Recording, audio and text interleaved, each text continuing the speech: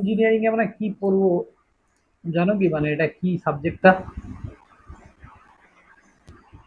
কি পড়বো অ্যাকচুয়ালি আমরা আজকে পাওয়ার প্ল্যান ইঞ্জিনিয়ারিং? হ্যাঁ, স্যার, পাওয়ার স্যার কিভাবে তৈরি হয় এরকম কিছু একটা। এক্স্যাক্টলি, তার মানে এটা কিন্তু ইম্পর্টেন্ট জিনিস। অ্যাকচুয়ালি আমরা এটা পাওয়ার সিস্টেমেরই পার্ট। আমাদের বিটেকে এই দুটো সাবজেক্ট একসাথে থাকে at a time, power plant engineering আর যেটা তোমাদের টিডিপি পড়ছো, এখানে তোমাদের আলাদা করে দিয়েছে এটাই। ঠিক আছে, তো যাই হোক, তোমাদের পাওয়ার প্ল্যান ইঞ্জিনিয়ারিং এর সিলেবাসটা কিন্তু মোটামুটি ভালোই বড় আছে। আমি যতটা পারবো স্পিডে টানবো। হ্যাঁ, হ্যাঁ চলো স্যার, তোমরা অবশ্যই। বাড়িতে পড়াশুনো করো ভালো রকম সবাই। তো অ্যাট ফার্স্ট আমরা দেখব যে আমরা যে প্রত্যেকটা মানে এনার্জি, আমরা ইলেকট্রিক্যাল এনার্জি কেন আমরা প্রডিউস করছি, আমরা কেন হিট এনার্জি প্রডিউস করছি না, বা আমরা কেন another any type of energy produce করছি না, what is the reason behind it. Okay, মানে আমরা কেন শুধু ইলেকট্রিক্যাল ইঞ্জিন মানে ইলেকট্রিক্যাল এনার্জি প্রডিউস করবো।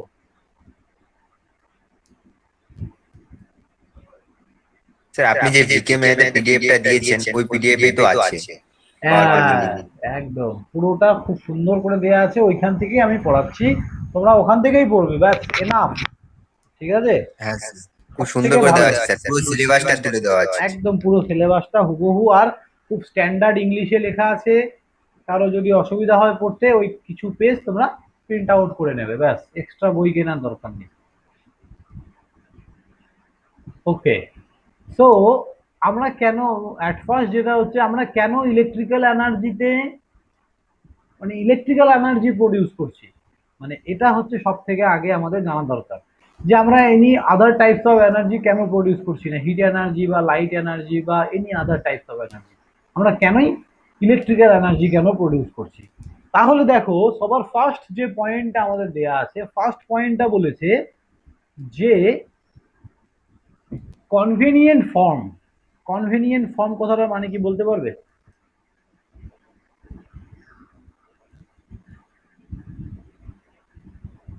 দেখো, কনভেনিয়েন্ট ফর্ম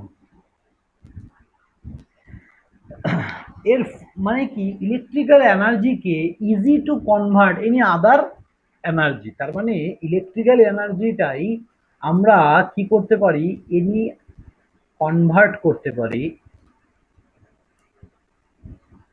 যে কোনো আদার্স এনার্জিতে। ঠিক আছে, সব থেকে কার্যকরী কোনটা? আমরা ইলেকট্রিক্যাল থেকে যখন মেকানিক্যাল করছি, তাহলে সব কি বলতে চেয়েছে বলো তো আমাকে, যে কনভেনিয়েন্ট ফর্ম বলতে আমরা কি বুঝলাম?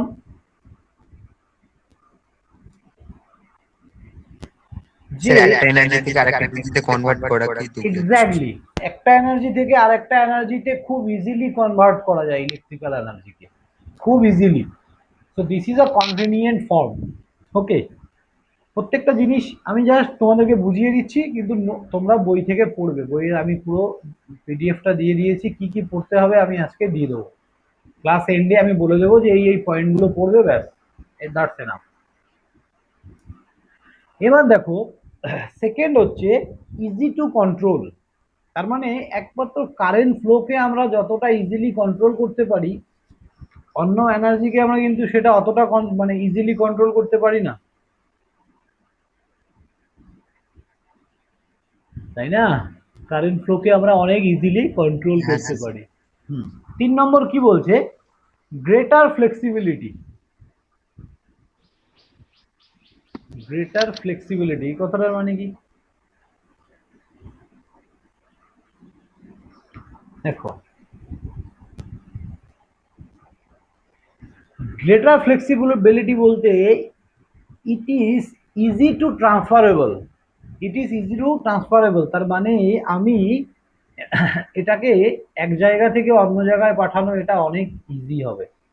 যে এই কন্ডিশনগুলো আমি আগের দিনেও বলছিলাম ট্রান্সডিউসার যখন করিয়েছিলাম কিছুটা, কিন্তু এখানে আমরা এটা ইলেকট্রিক এনার্জি পড়ছি, ওখানেও সেম জিনিসই পড়েছি, যে আমরা কেন ইলেকট্রিক এনার্জিতে কনভার্ট করছি, তার অ্যাডভান্টেজ এখানেও সেমই সেমই। ওকে, যে আমরা কেন ইলেকট্রিক এনার্জি প্রডিউস করছি। তাহলে ইজি টু কন্ট্রোল বলতে পারি। তারপরে কি বলতে পারি আমরা, গ্রেটার ফ্লেক্সিবিলিটি বলতে এখানে বোঝাচ্ছে যে এটা আমরা খুব ইজিলি ট্রান্সফার করতে পারি। ওকে,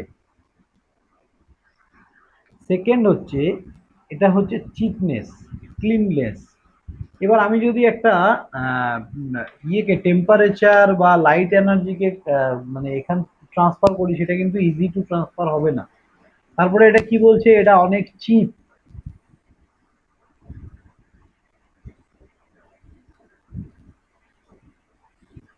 চিপনেস। তারপরে ক্লিননেস।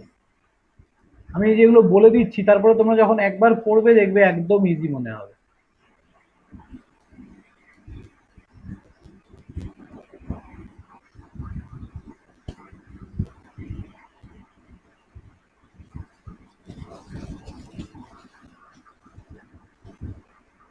তারপরে হাই ট্রান্সমিশন এফিসিয়েন্সি,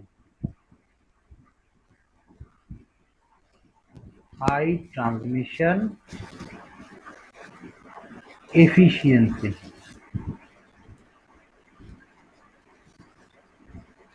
তাহলে হাই ট্রান্সমিশন এফিসিয়েন্সি বলতে আমরা কি বলতে বুঝতে পারছি এখান থেকে,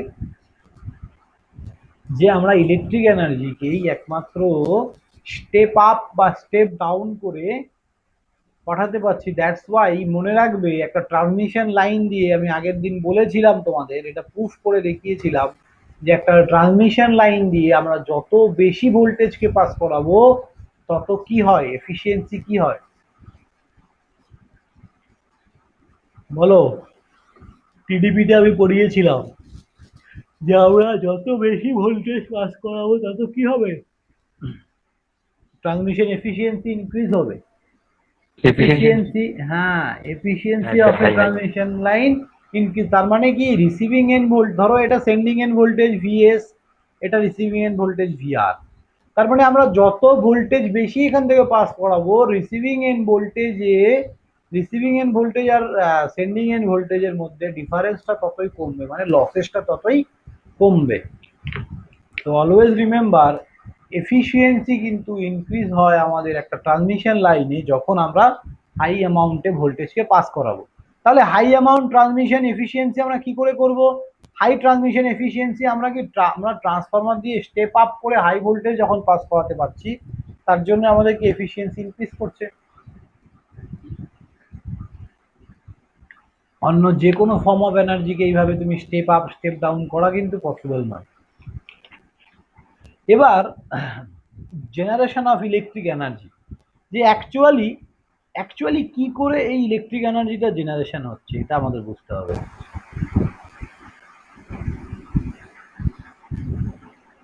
যে যা জানো একটু বলো, কি জানো যে কি করে জেনারেশনটা হয়।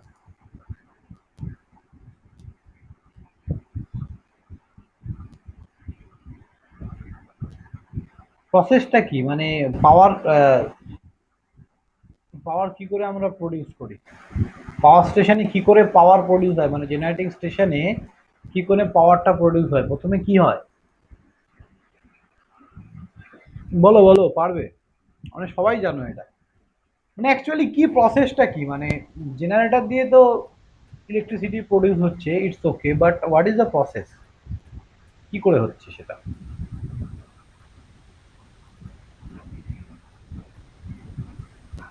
দেখো, এখানে কি থাকে, এখানে আমাদের থাকে হচ্ছে অল্টারনেটর।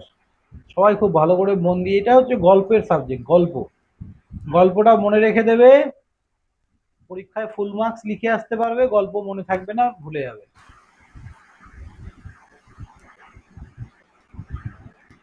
ঠিক আছে, দিস ইজ কল্ড অল্টারনেটর।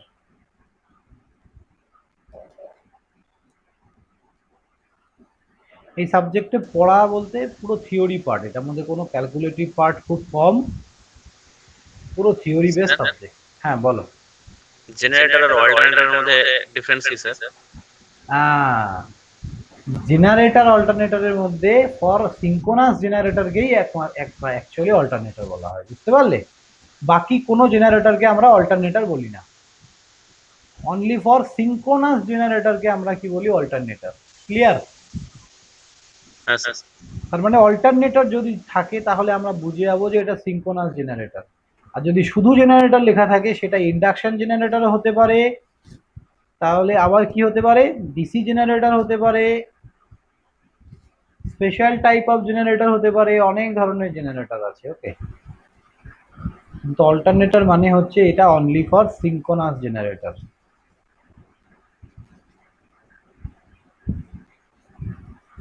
দেখো এখানে কি করা হয়েছে, এটা হচ্ছে প্রাইম মুভার। এই প্রাইম মুভারের কাম কি মানে কাজ কি বলতো? স্যার প্রাইম ওভার দিয়ে ঘুরিয়ে তো ইলেকট্রিক উৎপন্ন করে, মানে মোটর থেকে সাপ্লাই করা। এক্স্যাক্টলি। তার মানে প্রাইম মুভারের সাথে অল্টারনেটরটা কি আছে এখানে, এই যে জায়গাটায় যোগ করা আছে। কাপল করা আছে, তাই তো? হ্যাঁ হ্যাঁ। কাপল করা আছে। এবার এখানে কি আসছে, প্রাইম মুভারে আসছেটা কি, energy from some source, energy from some source. এবার ভালো করে বোঝো, এটা কি কি এনার্জি হতে পারে আমাদের, এটা আমাদের কি কি এনার্জি হতে পারে, থার্মাল এনার্জি হতে পারে, হাইড্রাল এনার্জি হতে পারে,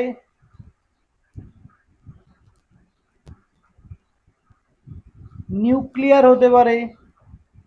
তো মেনলি আমরা এই দুটোই আমাদের ইন্ডিয়াতে সব থেকে বেশি ইউজ হয়। তো এই থার্মাল এনার্জিতে কি হচ্ছে অ্যাকচুয়ালি, ভাবো ভালো করে বোঝো। এই যে প্রাইম মুভার, এই প্রাইম মুভারটা, এটাকে আমরা প্রচন্ড স্পিডে ঘোরাচ্ছি, এটাকে আমরা প্রচন্ড স্পিডে ঘোরাচ্ছি, কি করে ঘোরাচ্ছি, এটা হচ্ছে energy from the some sources. বলতে এটা কি সোর্সেস, ধরো আমরা যখন কয়লাকে বার্ন করছি, ইন্ডিয়াতে 85% ইলেকট্রিসিটি প্রডিউস হয় ফ্রম দা কোল, কোল থেকে। ওকে, বা thermal energy, thermal power plant থেকে। তো এবার কোলটাকে কি করা হয়, প্রথমে বার্ন করা হয়। এবার কোলটাকে বার্ন করার পরে ওর যে স্টিমটা হয়, সেই স্টিমটাকে আমরা খুব ছোট্ট একটা পাইপের মধ্যে দিয়ে অনেক স্পিডে বের করি। অনেক স্পিডে যদি স্টিমটা বেরোয়, এবার ওই স্টিমটা যদি একটা, এই স্টিমটা যদি একটা মানে তোমার এরকম প্রপেলারের মধ্যে ধাক্কা পায়, তাহলে কি হবে দেখো।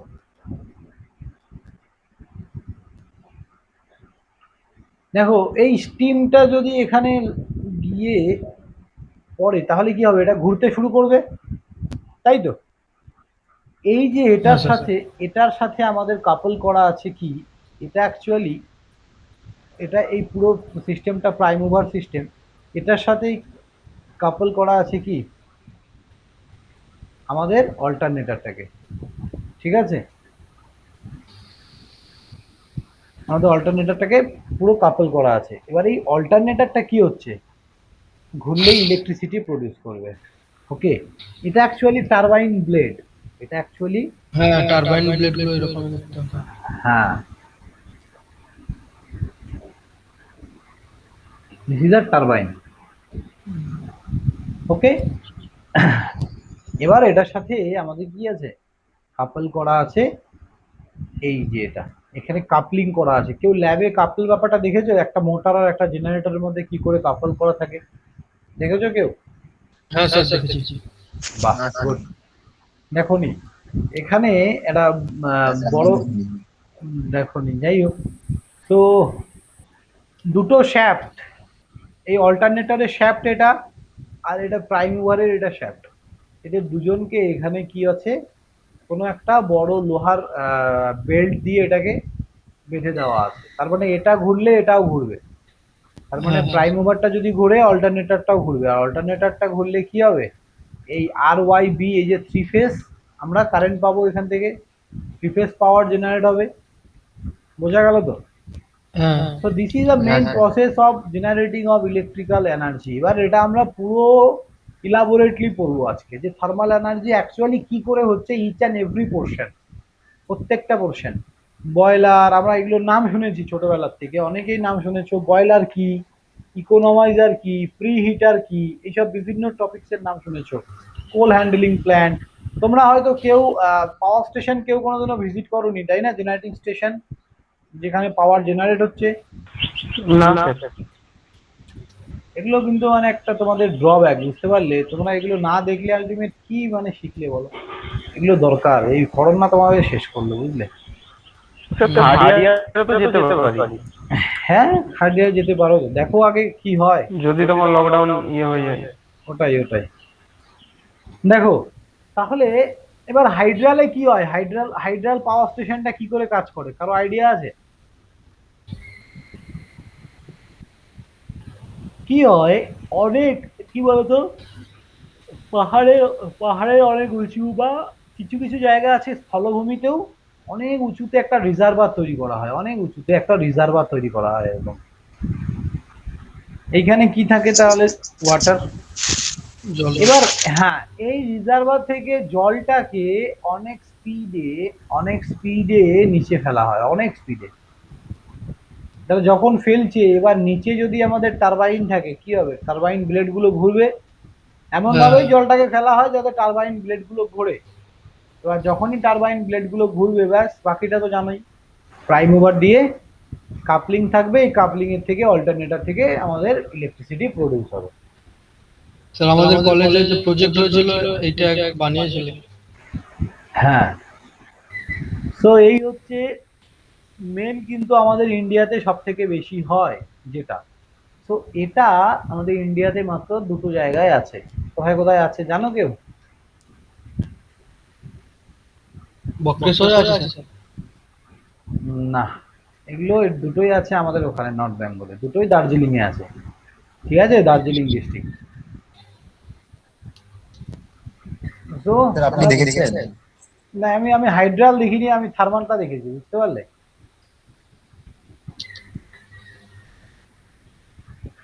হাইড্রালটা দেখা হয়নি, থার্মাল। থার্মাল একদম আমার অনেক হাইড্রালটা কোথায় আছে? এটা তুমি যদি একদম ইয়েতে চলে যাও, শিলিগুড়ি থেকে একটু যেতে হবে, বুঝতে পারলে? দার্জিলিং। হুম। অনিমেষ নিয়ে যাবে ট্যুর কর।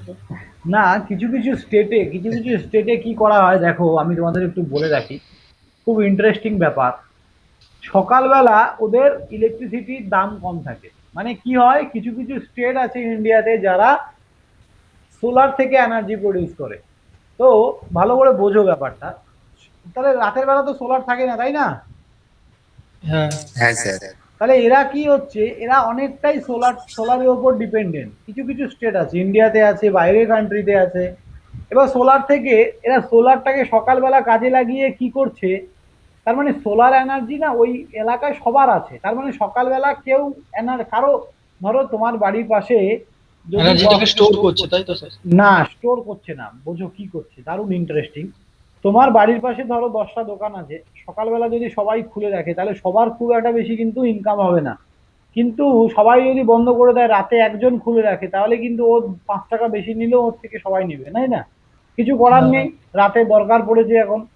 এইবার কি হয়, সোলার এনার্জি তুমি স্যার কত, অবশ্যই। তুমি সোলারটাকে কত আর স্টোর করবে, তুমি অতটা স্টোরিং ক্যাপাবিলিটি হয়তো তোমার নেই, বা তোমার বড় ইন্ডাস্ট্রি আছে, তোমার অতটা স্টোরিং ক্যাপাবিলিটি নেই। তো ওখানে কিছু ব্যবসায়ী কি করেছে ভাবো, সকালবেলা তো সূর্যটাকে আমি ফ্রিতে পাচ্ছি, মানে সেই এনার্জিটাকে। এবার আমার সকালবেলা কি লোডের দাম, মানে অ্যাকচুয়ালি সকালবেলা প্রোডাকশনের দাম কম হয় অনেক। তো সকালবেলা ওরা ইলেকট্রিসিটিটাকে বিক্রি করে না, ওরা কি করে, যেমনি সূর্য ডুবে গেল মানে 6টার পরে ইলেকট্রিসিটিটাকে বিক্রি করে। তাহলে তুমি কি বলবে যে স্যার ওই কোম্পানি কি সোলারটাকে এনার্জি স্টোর করে তারপর বিক্রি করে? না। তাহলে এনার্জি স্টোর করতে গেলে আমাদের অনেক ব্যাটারি দরকার, আর ব্যাটারি মানে কত দাম বলো তো? আমরা দেখেছি তো যে টোটোর ওই অতটুকু ব্যাটারি গুলো 8,000 10,000 টাকা দাম, লিড অ্যাসিড ব্যাটারি গুলো, তাই না হ্যাঁ বলো? স্যার, প্রচুর দাম ব্যাপারে। তাহলে তুমি বলো, একটা ইন্ডাস্ট্রিকে যদি আমাকে সাপ্লাই দিতে হয়, আমার একটা ব্যাটারি, আমার কত টাকার ব্যাটারি লাগবে? প্রচুর। তো ওইখানকার যারা হ্যাঁ স্যার। ব্যবসায়ী তারা কি করলো, কিছু ব্যবসায়ী কি করলো, এই সোলার এনার্জিটাকে কাজে লাগিয়ে অনেক উঁচুতে একটা রিজার্ভার বানালো, যেখানে জলটাকে স্টোর করতে লাগলো। কি বললাম বুঝলে? আচ্ছা বলুন। জলটাকে স্টোর জলটা কি করতে শেষ লাগলো। হয়ে যেত না? হ্যাঁ, জলটা শেষ হয়ে যেত না?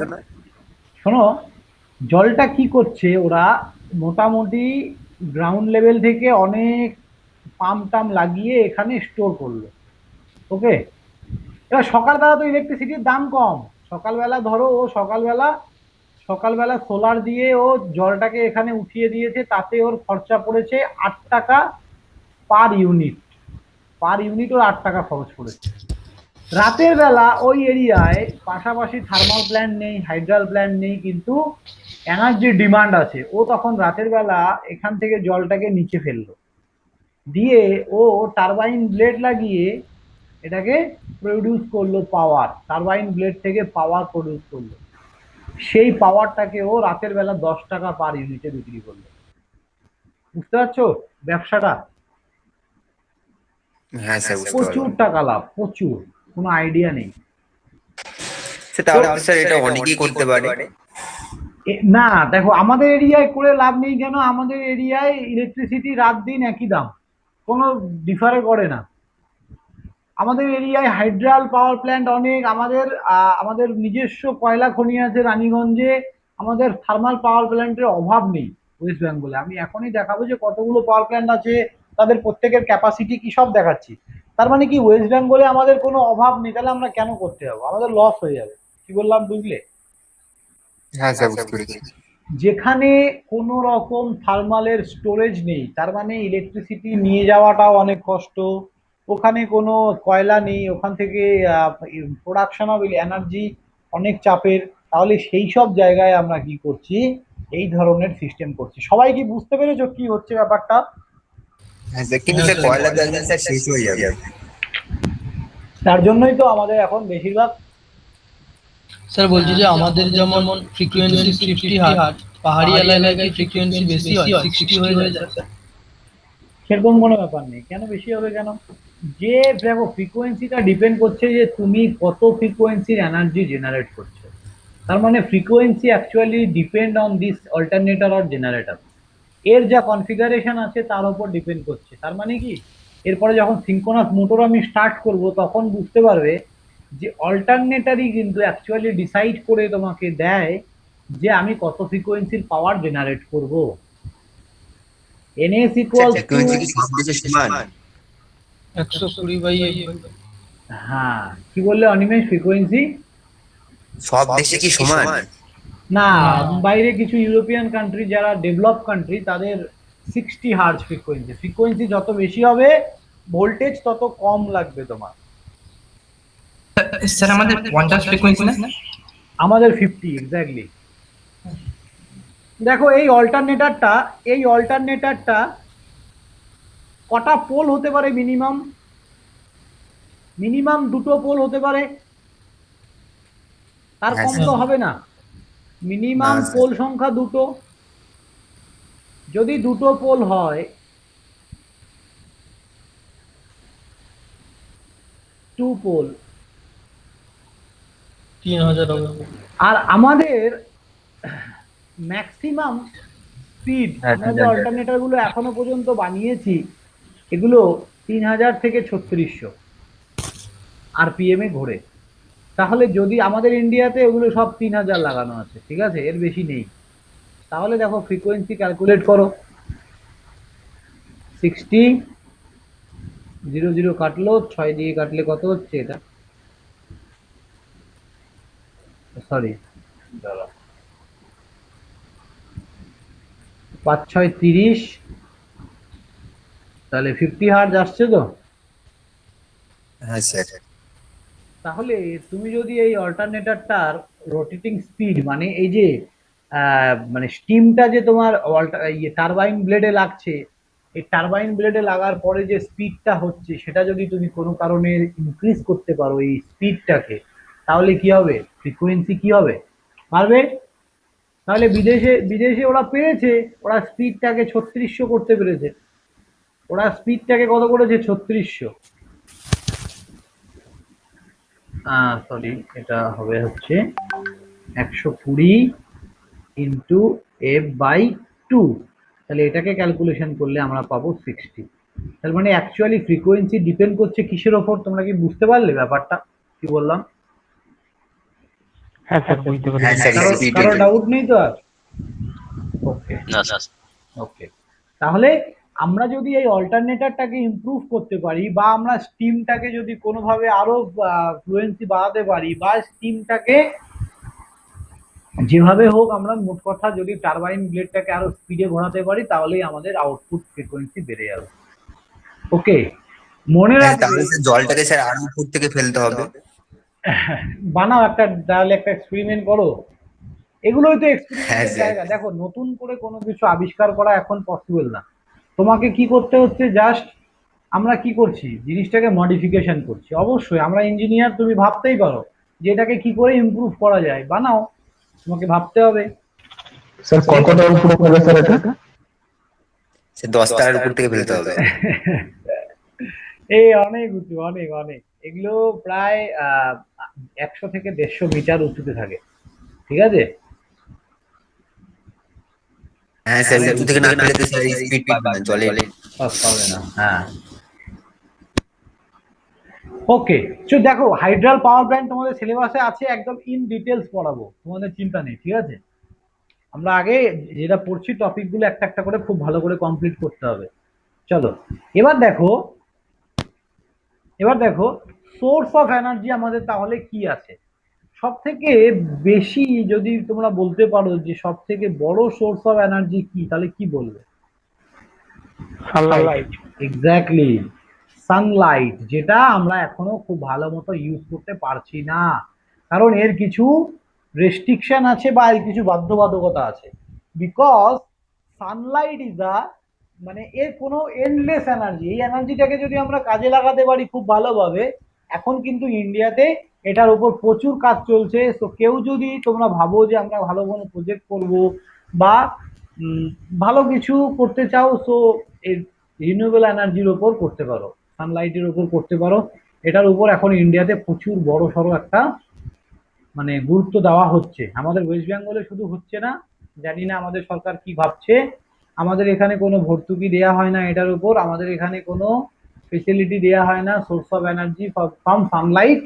কিন্তু আদার্স কান্ট্রিগুলো, আদার্স স্টেটগুলোতে কিন্তু প্রচুর পরিমাণে এটাকে কি হচ্ছে, এটার উপর টাকা ইনভেস্ট করছে। গোয়াতে প্রায় 50%, গোয়াতে প্রায় 50% সরকার বহন করে। ধরো তোমার বাড়িতে যদি তুমি একটা সোলারের কানেকশন ইনস্টল করো, একটা সোলার প্লেট, নর্মাল একটা বাড়িতে 1 কিলোওয়াটের যদি আমরা একটা সোলারের সিস্টেম ডিজাইন করি, 1 কিলোওয়াট একটা সিস্টেম ডিজাইন করলে বাড়িতে মোটামুটি 10টা লাইট, 4টে পাখা, একটা ফ্রিজ, একটা এসি, একটা গিজার, যা যা দরকার হয় একটা ছোটখাটো একটা বাড়িতে 5 জনের ফ্যামিলিতে আরামসে চলে যাবে। তো এটা ইনস্টল করতে খরচ হচ্ছে প্রায় 1,30,000 টাকা, 1,30,000। তো এই টাকাটা এখন এটা মার্কেট প্রাইস চলছে, তোমার বাড়িতে পুরো ইনস্টল করে দিয়ে যাবে। সোলার প্লেটটা 25 বছরের জন্য আমাদের কি হয়, সোলার প্লেটটা 25 বছরের জন্য তোমাকে ওয়ারেন্টি দেয়, আর ব্যাটারিটা কি 5 বছরের জন্য ওয়ারেন্টি দেয়। তো এই যে এত সুন্দর একটা প্যাকেজে তোমাদের দিচ্ছে 1,30,000 টাকায়, ভালো করে ভাবো, তোমার বাড়িতে দেখবে নর্মাল একটা বাড়িতে যদি মানে সবকিছু থাকে, এসি, ফ্রিজ, গিজার সবকিছু থাকে, পার মান্থ সেই বাড়িটায় বিল কত আসে? মিনিমাম মিনিমাম খুব কম হলেও 1,500 টাকা, আরামসে 2,000 টাকা হবে না, 1,500 টাকা পার মান্থ আমি বলছি। যাদের বাড়িতে এসি আছে, ফ্রিজ আছে, গিজার আছে, A to Z সব আছে, 1,500 টাকা আরামসে চোখ বুঝে। এবার 1,500 টাকাকে তোমরা যদি 12 দিয়ে ইন্টু করো, কত হচ্ছে, তাহলে 18,000 টাকা, তাই না? 25 বছর, 25 বছর কি 18, দেখো এবার 25 বছরে হয়তো এর থেকে তোমার টাকাটা কি লাগছে, কম লাগছে। তাহলে 18 × 25 করো, কত হয় দেখো একবার। 25 বছর তো তোমাকে ওয়ারেন্টি দিচ্ছে কোম্পানি, তার মানে 25 বছর তোমার খরচ নেই। তোমার 25 বছর কি খরচ আছে, ব্যাটারিটার পেছনে খরচ আছে। তাহলে 25 × 18, দাঁড়াও, 18,000 টাকা 25 বছরের জন্য 4,50,000 টাকা। তাহলে ভাবো 25 বছর, তাহলে তোমার এই টাকাটা 18,000 টাকা তোমার কি 5 বছরেই হয়তো উঠে যাচ্ছে না, কি বলছো? 5 বা 7 বছর, 1,00,000। কিন্তু স্যার ব্যাটারিটা নষ্ট হয়ে গেলে তো স্যার প্রবলেম হয়ে যাবে। ব্যাটারি তো ওই তো 10,000 টাকা খরচ আছে ব্যাটারি, দুটো ব্যাটারি তোমাকে রাখতে হবে। হ্যাঁ, বলছি তো স্যার আর কত গ্যারান্টি দিয়ে 5 বছর তো দিয়েছে। হ্যাঁ, এবার কি হচ্ছে কিন্তু দেখো। স্যার যদি স্যার বৃষ্টি হচ্ছে 2-3 দিন ধরে স্যার হচ্ছে সূর্য উঠছে না বা রোদ সেরকম পড়ছে, হ্যাঁ, আমি কি তখন স্যার বললাম, কি হবে? এটাই তো এর কিছু সার্কামস্ট্যান্সেস বা এটাই এর কিছু বাধ্যবাধকতা, যেটার জন্য আমরা এটাকে অ্যাকচুয়ালি নর্থ বেঙ্গলটা আমাদের কিন্তু পুরো মানে সোলার এনার্জি এখানে ইনস্টল করা যাবে না, মানে গভর্নমেন্ট থেকে এখানে বারণ করা আছে। সে তুমি একা চাইলে করতে পারো তোমার বাড়ির জন্য, কিন্তু এখানে আমরা পাওয়ার জেনারেশন হিসেবে কোনোদিনই সোলার এনার্জিটা নেব না, কারণ নর্থ বেঙ্গল আমাদের প্রপার কি মানে সানলাইটটা আমাদের প্রপার ভাবে পড়ে না, ঠিক আছে? তো ব্যাপারটা হচ্ছে ভালো করে বোঝো, এই এত কম টাকায় তোমরা 25 বছরের ইলেকট্রিসিটি পাচ্ছ, ঠিক আছে? ব্যাপারটা হচ্ছে ইকো ফ্রেন্ডলি, তারপরে অনেক কম টাকায় তোমরা পাচ্ছ। এবার এইখানে শুধু এটা নয়, এরপরে তুমি লোড ইনক্রিজ করো, তার মানে এটা কি একবার ইনস্টলেশন করার পর কিন্তু তোমার অনেক টাকা সেভ হয়ে যাবে, অনেক টাকা। তো এটা কি হচ্ছে, গোয়াতে এখন এর 50% টাকা গভর্নমেন্ট দিচ্ছে, 50% টাকা তুমি পে করছো, তার মানে 65,000 টাকা তুমি দিচ্ছ, বাকিটা গভর্নমেন্ট দিচ্ছে। কিন্তু সেটাই আমাদের ওয়েস্ট বেঙ্গলে হচ্ছে না, জানি না কেন।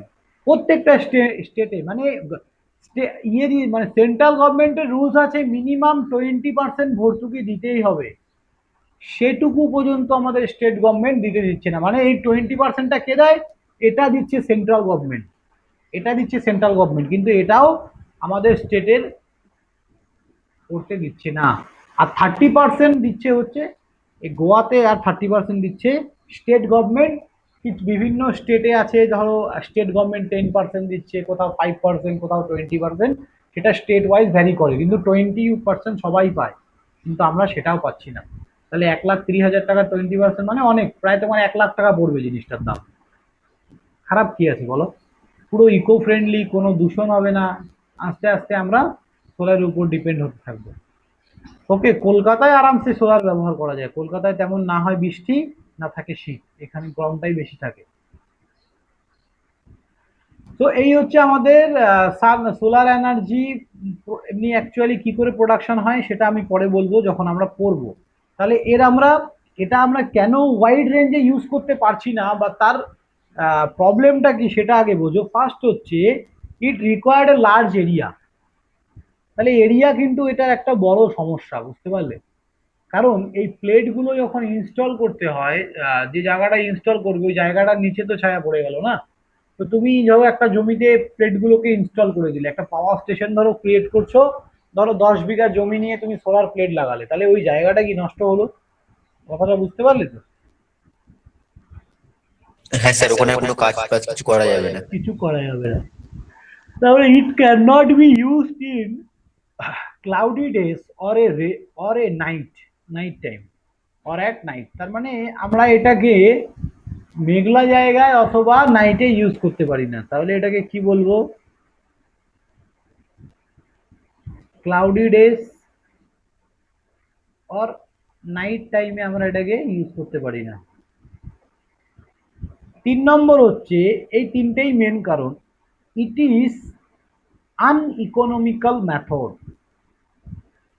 ইট ইজ অ্যান আনইকোনমিক্যাল মেথড। তার কারণ হচ্ছে এটার ইনস্টলেশন খরচাটাকে সবাই বলছে যে অনেক টাকা লাগছে এখনো পর্যন্ত।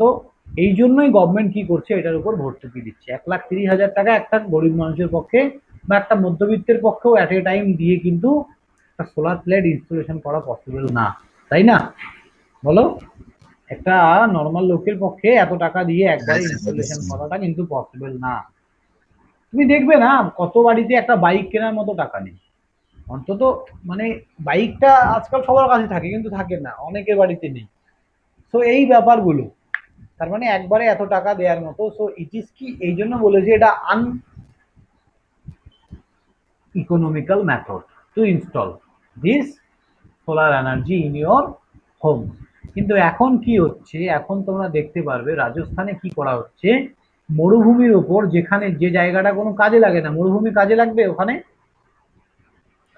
মরুভূমির কোনো কাজ নেই ওখানে, না চাষ হয় না লোক থাকতে পারে, কোনো কিচ্ছু নয়, বেকার বিঘাকে বিঘা জমি পড়ে আছে। রাজস্থানে এখন ইন্ডিয়ার সব থেকে বেশি সোলার প্ল্যান্ট ইনস্টল করা হয়েছে এবং ওখানে কি হচ্ছে, প্রচুর কিন্তু সানলাইট খুব ইজিলি পাওয়া যায়। আর একটা জিনিস করা হচ্ছে বিদেশে কিছু কিছু জায়গায়, যেটা এখনো ইন্ডিয়ায় খুব ভালোভাবে আসেনি, সমুদ্রের ওপর সোলার প্ল্যান্টটাকে ইনস্টল করছে। বললাম বুঝলে? কারণ কি ওখানে জায়গাটা তো পড়ে আছে, মানে কি ফ্লোট করছে, মানে জলের ওপর যদি তুমি সোলার প্ল্যান্টটাকে লাগাও, এখানে ধরো তুমি লাগিয়ে দিলে, এটা কি হবে, ফ্লোট করবে, মানে ফ্লোটিং সোলার প্লেট। বুঝতে পারলে মানুষ কত সুন্দর কনসেপ্ট ভেবেছে? তার মানে যে জায়গাগুলো আমাদের ওয়েস্টেজ হিসেবে পড়ে আছে, আমরা সেই জায়গাগুলোকে যদি ইউজ করি তাহলেই একমাত্র পসিবল। ওকে, ক্লিয়ার? হ্যাঁ স্যার। ওকে, সেকেন্ড আমাদের সোর্স অফ এনার্জি কি, সেটা হচ্ছে উইন্ড। দেখো আজকের ক্লাসটা আমি বললাম গল্প, জাস্ট আমার গল্পগুলো সবাই শুনবে, দেখবে সব লিখে আসতে পারবে, কোনো অসুবিধা নেই। উইন্ড এনার্জি, তবে উইন্ড থেকে কি করে আমাদের প্রোডাকশন হয়, কেন জানো? কি করে আমাদের উইন্ড এনার্জি থেকে আমরা ইলেকট্রিসিটি প্রডিউস করি? What is the actual process?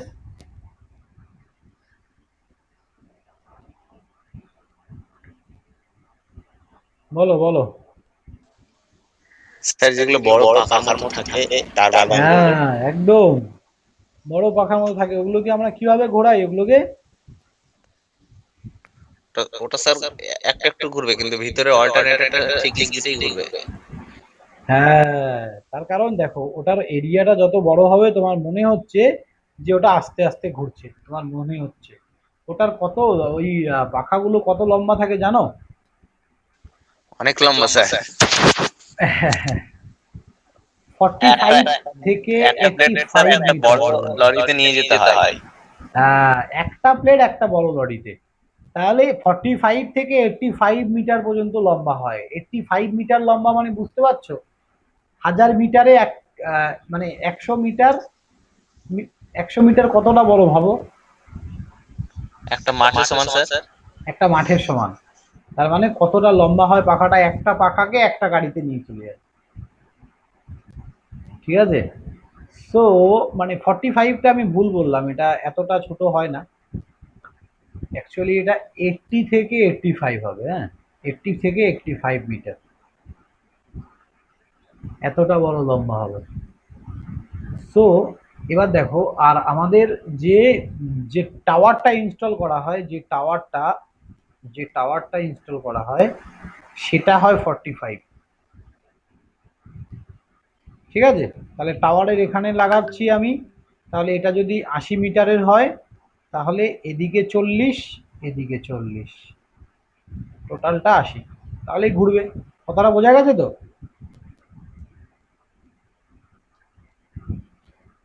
বুঝেছো সবাই? তিনটা পাখাও তো থাকে।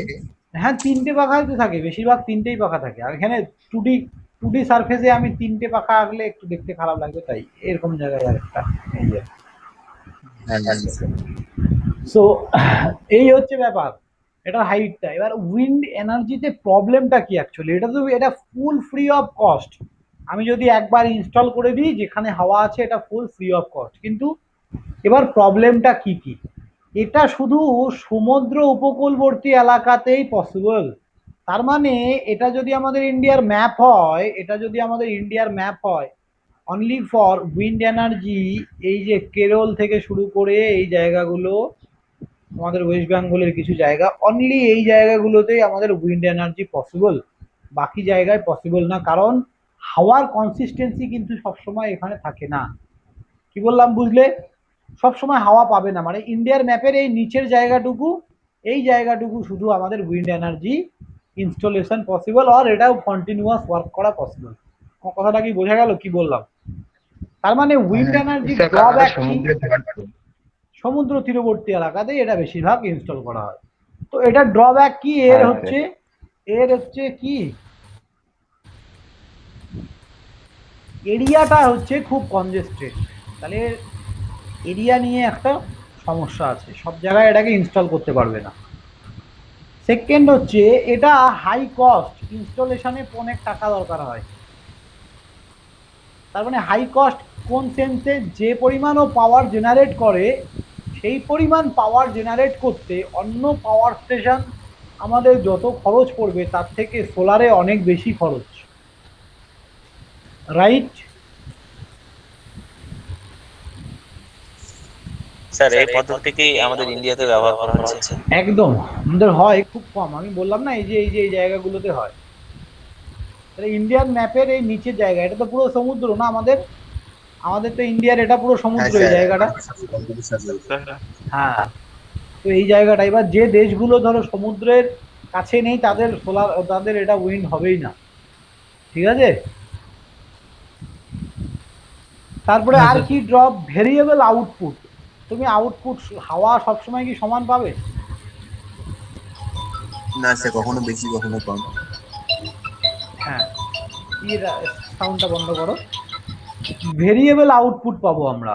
ভেরিয়েবল আউটপুট কি করে পাবো, ভালো করে বোঝো, ভেরিয়েবল আউটপুট কি করে পাবো। কারণ এবার টারবাইন ব্লেডটাকে আমি কনস্ট্যান্ট যে স্পিডে ঘোরাবো সেই ফ্রিকোয়েন্সি আউটপুট পাবো। এবার আমি টারবাইন ব্লেডটাকে যদি কখনো বেশি স্পিডে ঘোরাচ্ছি কখনো কম স্পিডে ঘোরাচ্ছি, তাহলে আমাদের কি পরিবর্তন হবে, আমাদের আউটপুটটা চেঞ্জ হতে থাকবে না? এটা একটা প্রবলেম কিন্তু বিশাল বড়, ঠিক আছে? হাওয়ার ওপর ডিপেন্ড করছে, এবার হাওয়া কখনো বেশি আছে কখনো কম।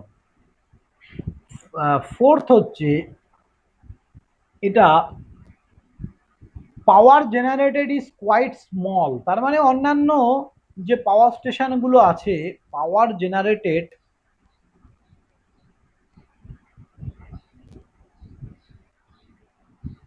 Is quite small. আর ফিফথ পয়েন্ট হচ্ছে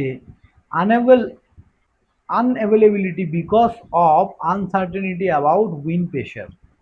তার মানে কি হচ্ছে, উইন্ড প্রেশার সবসময় থাকে না, এটা একটা কারণ। আর রাতের বেলাও, তারপরে মেন কারণ যেটা আমি বলছি রাতের বেলার থেকেও যেটা বেশি ইম্পর্টেন্ট, সেটা হচ্ছে হাওয়া পার্টিকুলার একটা ডাইরেকশনে আসে না।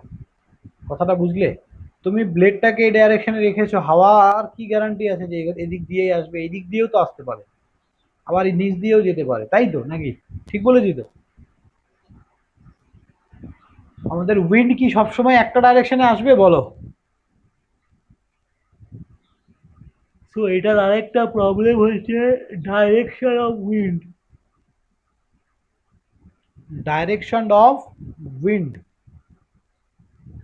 তার জন্য কি এর সলিউশন কি আছে কেউ বলতে পারবে? এই যে ডাইরেকশন যদি চেঞ্জ হয়ে যায়, তোমার বাড়িতে সিলিং ফ্যানটা যদি তুমি অন্যদিকে ঘোরাও সেটা কি হাওয়া দেবে তোমাকে? হাওয়া দিচ্ছে না।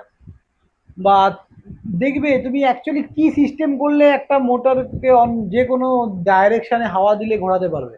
আমরা ছোটবেলায় একটা জিনিসকে নিয়ে ওই দৌড়ে যেতাম, দিয়ে হাতে ধরতাম, দিয়ে হাওয়া দিয়ে ঘুরতো না ছোটবেলায়?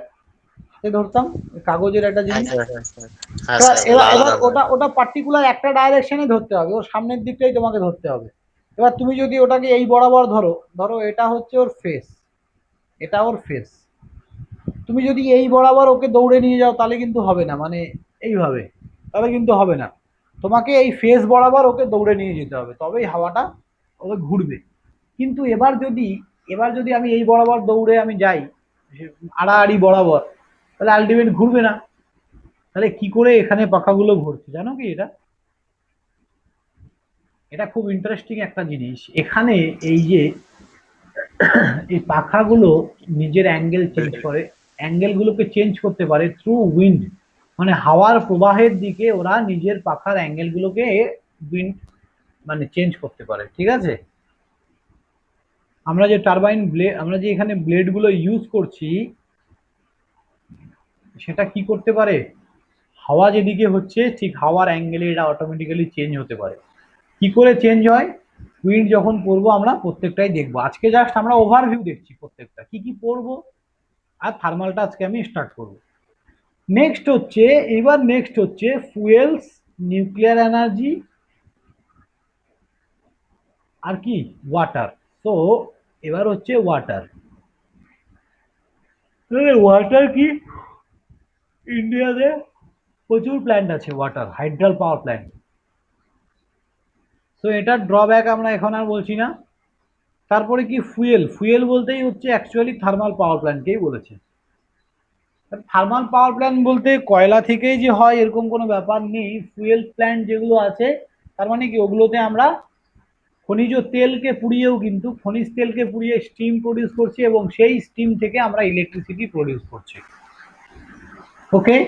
আবার তারপরে আছে ইন্ডিয়াতে নিউক্লিয়ার এনার্জি, যেটা ইন্ডিয়াতে খুব কম আছে, কিন্তু এটা ইনস্টলেশন চার্জ অনেক, কিন্তু এর প্রোডাকশন খরচ অনেক কম, কিন্তু তবুও এটাকে করা হয় না। তার কারণ কি বলো, কেউ বলতে পারবে? নিউক্লিয়ার এনার্জি কেন ইন্ডিয়াতে আমরা ডেভেলপ করছি না বেশি করে? চায়নাতে অলরেডি অনেক আছে প্রচুর,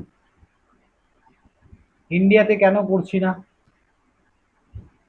স্যার নিউক্লিয়ার পাওয়ার যে আছে পারমাণবিক ওটা তো তো ইয়ে মানে এমনি ইলেকট্রিক্যাল পাওয়ার দিতেই তো বেশি সময় খরচা লেগে যাচ্ছে ওই জন্য। না না না, দেখো ইনস্টলেশন করতে অ্যাকচুয়ালি নিউক্লিয়ার পাওয়ার প্ল্যান্টটা কি করে কাজ করে, জাস্ট খালি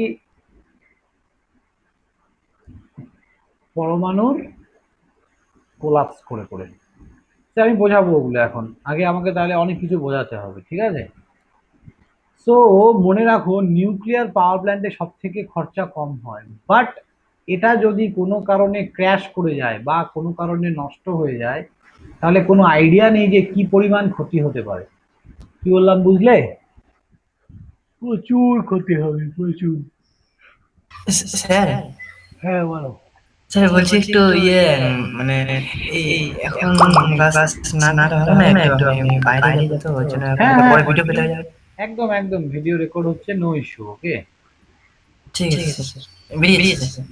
একদম ওকে। দেখো নিউক্লিয়ার কাজ করে কি করে স্যার? আমি যখন আগে আমাকে অনেক কিছু বোঝাতে হবে, অ্যাটমস কি, তারপরে অণু পরমাণু, ঠিক আছে, তারপরে ওদের মধ্যে কি করে ফ্রিকশন মানে ফিউশন হচ্ছে, ঠিক আছে। তো এগুলো পড়ালে অনেক টাইম যাবে। নিউক্লিয়ার এনার্জি আছে তো স্যার?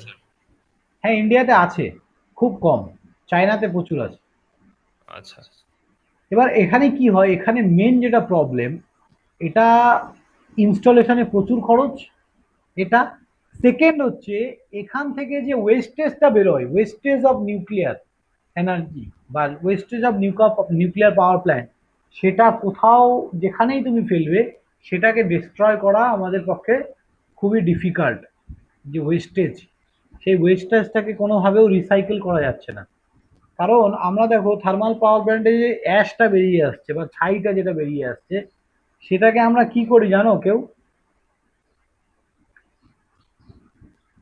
সেটা আমরা সিমেন্ট ফ্যাক্টরিতে দিয়ে দিই, সিমেন্টের ফ্যাক্টরিতে, বা কোথাও রাস্তার কাজ হচ্ছে সেখানে দিয়ে দিই, ঠিক আছে, বা কোথাও ওই যে ইট তৈরি করে, ইট দেখবে। স্যার বর্তমানে স্যার মার্বেলও তৈরি হচ্ছে স্যার। হ্যাঁ, তার মানে কি হচ্ছে, ওটাকে আমরা কাজে লাগাতে পারছি। ওটাকে যদি ভালো ভালো করে ভাবো, এত এত ছাই যদি আমি কোনো একটা জমির উপর ফেলে দিই, ওই জমিটা তো শেষ পুরো, তাই না? তো এই যে ডিফিকাল্টি গুলো, এই ডিফিকাল্টি গুলোর জন্য এবার আমরা ওটাকে ওটাকে রিসাইকেল করছি, কিন্তু এই নিউক্লিয়ারের যে ওয়েস্টেজ এটাকে রিসাইকেল করার কোনো এখনো আমরা বুদ্ধি পাইনি। আমাদের ইন্ডিয়াতে মনে রাখবে বেশিরভাগ জায়গাই হচ্ছে ইউজেবল জায়গা, ওয়েস্টেজ জায়গা নয়। সেক্ষেত্রে কিন্তু চায়নায় প্রচুর ওয়েস্টেজ জায়গা, মানে কোনো কাজে লাগে না, বেকার পড়ে আছে ওখানে, না চাষবাস হবে, না বসতি পসিবল, কোনো কিচ্ছু না। বাঞ্জার বলে ওই জায়গাগুলোকে, বাঞ্জার। তো এরকম জায়গা প্রচুর, আমাদের গুজরাটে কিছু আছে, তো এরকম জায়গা আছে চায়নাতে প্রচুর। তো ওরা নিউক্লিয়ার পাওয়ার ওয়েস্টেজ গুলো ওইসব জায়গায় ফেলছে, বাট আমরা সেটা কিন্তু পারছি না, ঠিক আছে। আমাদের পুরোটাই ইউজেবল, দ্যাটস ওয়াই আমরা নিউক্লিয়ার এনার্জি ইনস্টল করতে পারছি না, কিন্তু এতে এর রানিং কস্ট হচ্ছে একদম লো, একদম লো, ঠিক আছে। তো আজকে আমরা একটু একটা গ্রাফ দেখবো যে অ্যাকচুয়ালি ইন্ডিয়াতে কোন এনার্জিটা কতটা প্রডিউস করা হয়। দেখ, দেখো অ্যাজ এ ইলেকট্রিক্যাল ইঞ্জিনিয়ার আমাদের এগুলো সবার জানা উচিত। বুঝলে?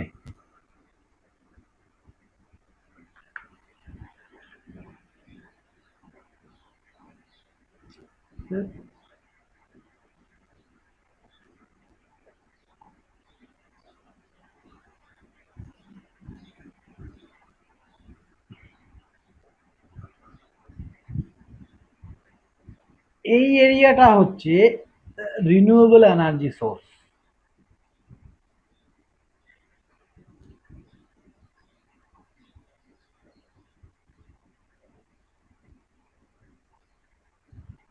এটা হচ্ছে আমাদের রিনিউয়েবল এনার্জি সোর্স।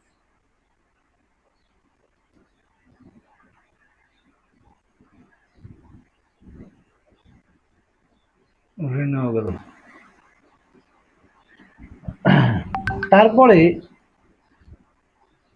এই ছোট্ট জায়গাটা, এটা হচ্ছে আমাদের নিউক্লিয়ার পাওয়ার স্টেশন। এটা ছবিটা আমি দিয়ে দেবো তোমাদেরকে, চিন্তা নেই। স্যার আমি গ্রুপে দিয়ে দিয়েছি, ওইটাই বাহ। তো ছিল ভিকেএম এর। হ্যাঁ, নিউক্লিয়ার পাওয়ার স্টেশন। এই জায়গাটা হচ্ছে আমাদের ন্যাচারাল গ্যাস। এই জায়গাটা হচ্ছে আমাদের ন্যাচারাল গ্যাস থেকে পাচ্ছি। এর মধ্যেই একটা ছোট্ট জায়গা আছে, দাঁড়াও,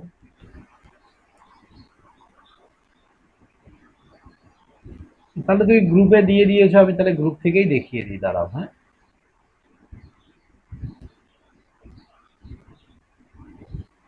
এই তো।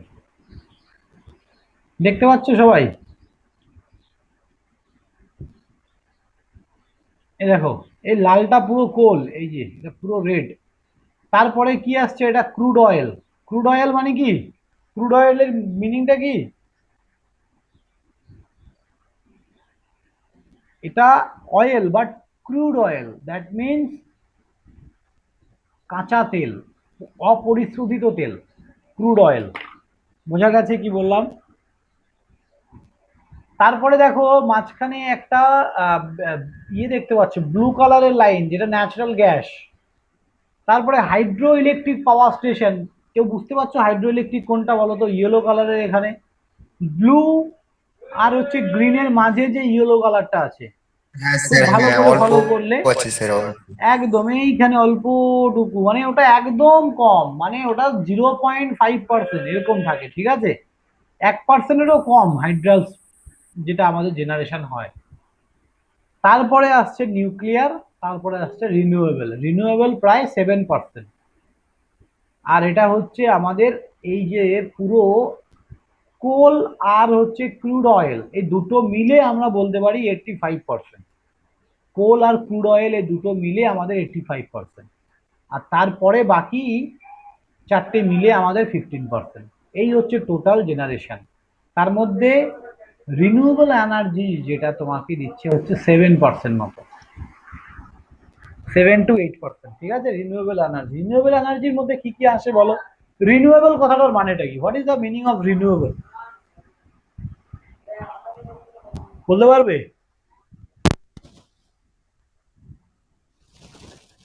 রিনিউয়েবল কথাটার মানে হচ্ছে, মানে যে জিনিসটাকে আমরা রিনিউ করতে পারি, মানে রিইউজ করতে পারি। রিনিউয়েবল এনার্জি সোর্সেস মানে সোলার এনার্জি হতে পারে, উইন্ড এনার্জি হতে পারে, টাইডাল এনার্জি হতে পারে, আর কি হতে পারে? বায়োমাস হতে পারে।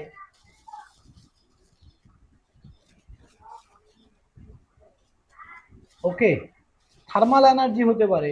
থার্মাল নয়, সরি, ওটাকে কি বলে? আহ আরে মাটির ম্যাগনেটিক স্ট্রেন থেকে যেটা তৈরি হচ্ছে গো, মনে, হাইড্রাল এনার্জি হতে পারে, ওটা মনে পড়ছে না, দাঁড়াও, যাই হোক মনে পড়ছে না নামটা আমার। সো এই হচ্ছে বিভিন্ন টাইপ অফ এনার্জি। হাইড্রাল এনার্জি মানে কি হয় জানো তো? আমরা জল থেকে হাইড্রোজেনটাকে আলাদা করি, দেন ওখান থেকে আমরা এনার্জি প্রডিউস করি। This is call hydel energy. বুঝলে? বলো। হ্যাঁ স্যার বুঝতে পেরেছি। এবার দেখো, এখানে একটা কম্প্যারিজন দেয়া আছে, যেটা কিন্তু খুব ইম্পর্টেন্ট। এই যে comparison of swords of energy, এটা কিন্তু খুব ইম্পর্টেন্ট, এটা পরীক্ষায় প্রতিবার আসে, ঠিক আছে? যে তোমাকে 4টে বা 5টা দিয়ে দিল, এদের মধ্যে কম্পারিজন লিখতে বলতে পারে। তাহলে আমরা কি বলবো? অ্যাট ফার্স্ট হচ্ছে নাম্বার 1, ইনিশিয়াল কস্ট হাই। কার বলো তো? কোলের। দেখো এখানে ছটা ছটা সিম্বল, ছটা ইয়ে দিয়েছে, এই যে 1 2 3 4 5 6, ছটা রং দিয়েছে। ছটা রঙের মধ্যে ফার্স্ট 1 2 3 4 করে দেয়া আছে। তার মানে আমরা প্রথমটা কি দেখলাম? কোল। কোলের কি দিয়েছে? ইনিশিয়াল কস্ট প্রচুর। এই যে এখানে দেখতে পাচ্ছ তো,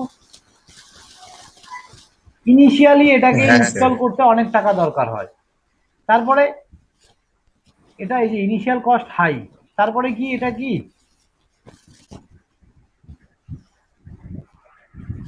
ফুয়েলস কি হয়? লো। লো।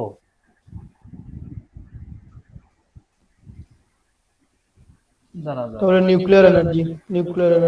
না এখানে অ্যাকচুয়ালি সরি, এখানে অ্যাকচুয়ালি ওরা 3টে জিনিসের ওপর, ও হ্যাঁ আমি ভুল বলেছি, ভালো করে বোঝো। এখানে অ্যাকচুয়ালি ওরা 3টে জিনিসের ওপর ইয়ে করেছে। ফার্স্ট হচ্ছে ওয়াটার পাওয়ার প্ল্যান্ট, তারপরে ফুয়েলস, আর তারপরে nuclear energy.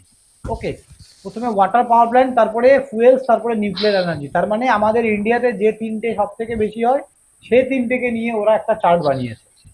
This is called, এটার হচ্ছে ইনিশিয়াল কস্টটা অনেক হাই। কার? ওয়াটার পাওয়ার প্ল্যান্টের। ফুয়েলস এর সেক্ষেত্রে কিন্তু অনেক কম ফুয়েলস। তাই আমি ভাবছি যে ফুয়েলস এর অনেক কম। তার কারণ হচ্ছে দেখো এই প্রসেসটা বানানো অনেক ইজি। যে আমি একটা জলকে স্টিম দেব, সেটা বয়েল হবে, এবং সেখান থেকে যে স্টিমটা প্রডিউস হবে সেই স্টিম দিয়ে আমি একটা টারবাইনকে ঘোরাবো। সেই প্রসেসটা বানানোটা একটা অনেক ইজি। কথাটা বুঝলে তো? তুমি দেখবে সামান্য ভাতের গরম জল করবে, ভাতের মধ্যে জল মানে দেখেছো ওই ভাপা পিঠেগুলো যে করে, কত স্পিডে স্টিমটা বেরোয়। মোমো স্যার, মোমো। হ্যাঁ, মোমোর থেকেও দেখবে ভাপা পিঠেতে বেশি। মোমোতে তো তাও অনেক হ্যাঁ ছিদ্র স্যার। থাকে, মোমোতে অনেক ছিদ্র থাকে, কিন্তু ভাপা পিঠে একটা ছোট্ট ছিদ্র থাকে। ওটা হ্যাঁ স্যার, দিয়ে ওই যে হ্যাঁ স্যার। পিঠাগুলো যে হয়, পিঠা একটা হয় স্যার। হ্যাঁ সাদা কুকার রঙের একটা কুকার পিঠে হয় হ্যাঁ, আমাদের নর্থ বেঙ্গলে। পুর পিঠা বলে, পুর রানীনগরে পিঠা। প্রচুর ফেমাস নাকি চঞ্চল, জানো তো? উম, আমাদের কানমুড়া পিঠা বলে, কানমুড়া পিঠা। ও, যাই হোক। তো কি হচ্ছে তাহলে, অতটুকু জায়গা থেকে এতটা স্টিম প্রডিউস হচ্ছে, বুঝতে পারছো? অতটুকু জায়গা থেকে এত বেশি স্টিম প্রডিউস হচ্ছে। হ্যাঁ স্যার। তো ওটা আমাদের অনেক, এই জন্য বলেছে যে ফুয়েলস এর ইনিশিয়াল কস্ট অনেক কম, কিন্তু নিউক্লিয়ারের হচ্ছে হাইয়েস্ট, সব থেকে বেশি। তার মানে ইনস্টলেশন কস্ট হচ্ছে নিউক্লিয়ারের সব থেকে বেশি। তারপরে কি বলেছে? রানিং কস্ট তারপরে কার বেশি? দেখো, ফুয়েলস এর রানিং ফুয়েলস। কস্ট অনেক বেশি। হ্যাঁ, কিন্তু নিউক্লিয়ারের একদম কম, লিস্ট লেখা আছে। ওয়াটার পাওয়ারের লেস বলেছে, কিন্তু নিউক্লিয়ারের অনেক কম, একদম লিস্ট, মানে একদমই কম রানিং কস্ট। তার মানে একবার ইনস্টল করে ফেললে আর খরচা নেই। ঠিক আছে? তারপরে রিজার্ভস, এটার জন্য পার্মানেন্ট রিজার্ভ দরকার ওয়াটার পাওয়ার প্ল্যান্টের জন্য, তাই না? রিজার্ভার ছাড়া তুমি তো পারবেই না এটার প্রোডাকশন করতে, কারণ ওয়াটার রিজার্ভার না। তোমার দরকার হবেই। কিন্তু এগুলো আমাদের কি, এই যে ফুয়েলস এর এক্সস্টেবল, ইনএক্সস্টেবল, মানে এক্সস্টেবল বলতে কি? এক্সস্টেবল কথাটার মানেটা কি বলো?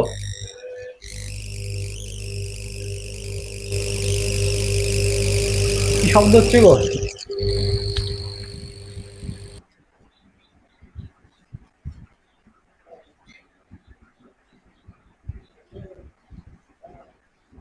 তাহলে এক্সস্টেবল বলতে কি বোঝো বলো? ক্ষয়শীল, মানে বাড়বে বা কমবে, ক্ষয়শীল।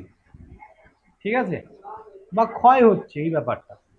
এইবার ক্লিনলেস, দেখো ওয়াটার পাওয়ার প্ল্যান্ট ইউজ করলে আমাদের প্রচুর ক্লিন থাকবে আমাদের সারফেস বা এরিয়া, আর ফুয়েলস ইউজ করলে সেটা অনেক কম হবে। সিম্পলিসিটি, রিলায়েবিলিটি, সো এগুলো দেখে নেবে। এটা কিন্তু আমি বলছি প্রতি বছর আসে, কিন্তু সবাই ভালো করে এটা একটু দেখবে।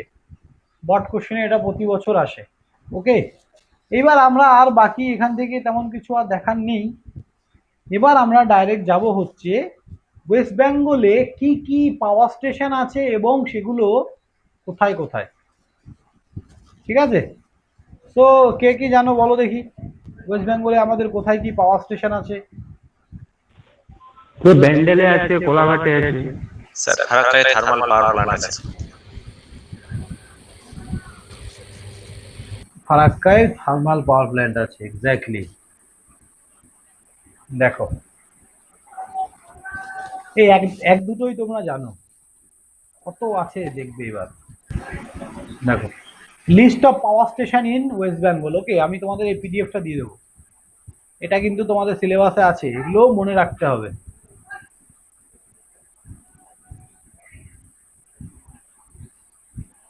এটা অপারেটর, এটা ডিভিসি হবে, ডিভিসি। হ্যাঁ, লেখাগুলো মুছে গেছে। এই যে এটা হবে ডিভিসি, ডিভিসি হবে। Location Durlabhpur, Bankura, West Bengal. এটার ক্যাপাসিটি কত দেখো, কত মেগাওয়াট? 2340 মেগাওয়াট। বুঝতে পারছো? বিশাল ব্যাপার এটা। DVC, Damodar valley corporation. এইটা কি বলতো, টিপিসি। এটা কি লেখা, তার আগে কি ছিল? এনটিপিসি, যেটা ফারাক্কাতে আছে। এটা তো সবাই জানো, এটা অনেক বড়। দেখো, কিন্তু এর থেকে এর কি কম, ক্যাপাসিটি কম। এর থেকে এর ক্যাপাসিটি কম। ওকে, চলো, আমাদের এগুলো মুখস্থ রাখতে হবে, কিছু করার নেই। WBPDCL, এটা সুরিতে আছে, বীরভূম ডিস্ট্রিক্ট, সুরি। এটা এর ক্যাপাসিটি 1050। তারপরে ডিভিসি দুর্গাপুর, এটা দুর্গাপুরের বর্ধমানে আছে।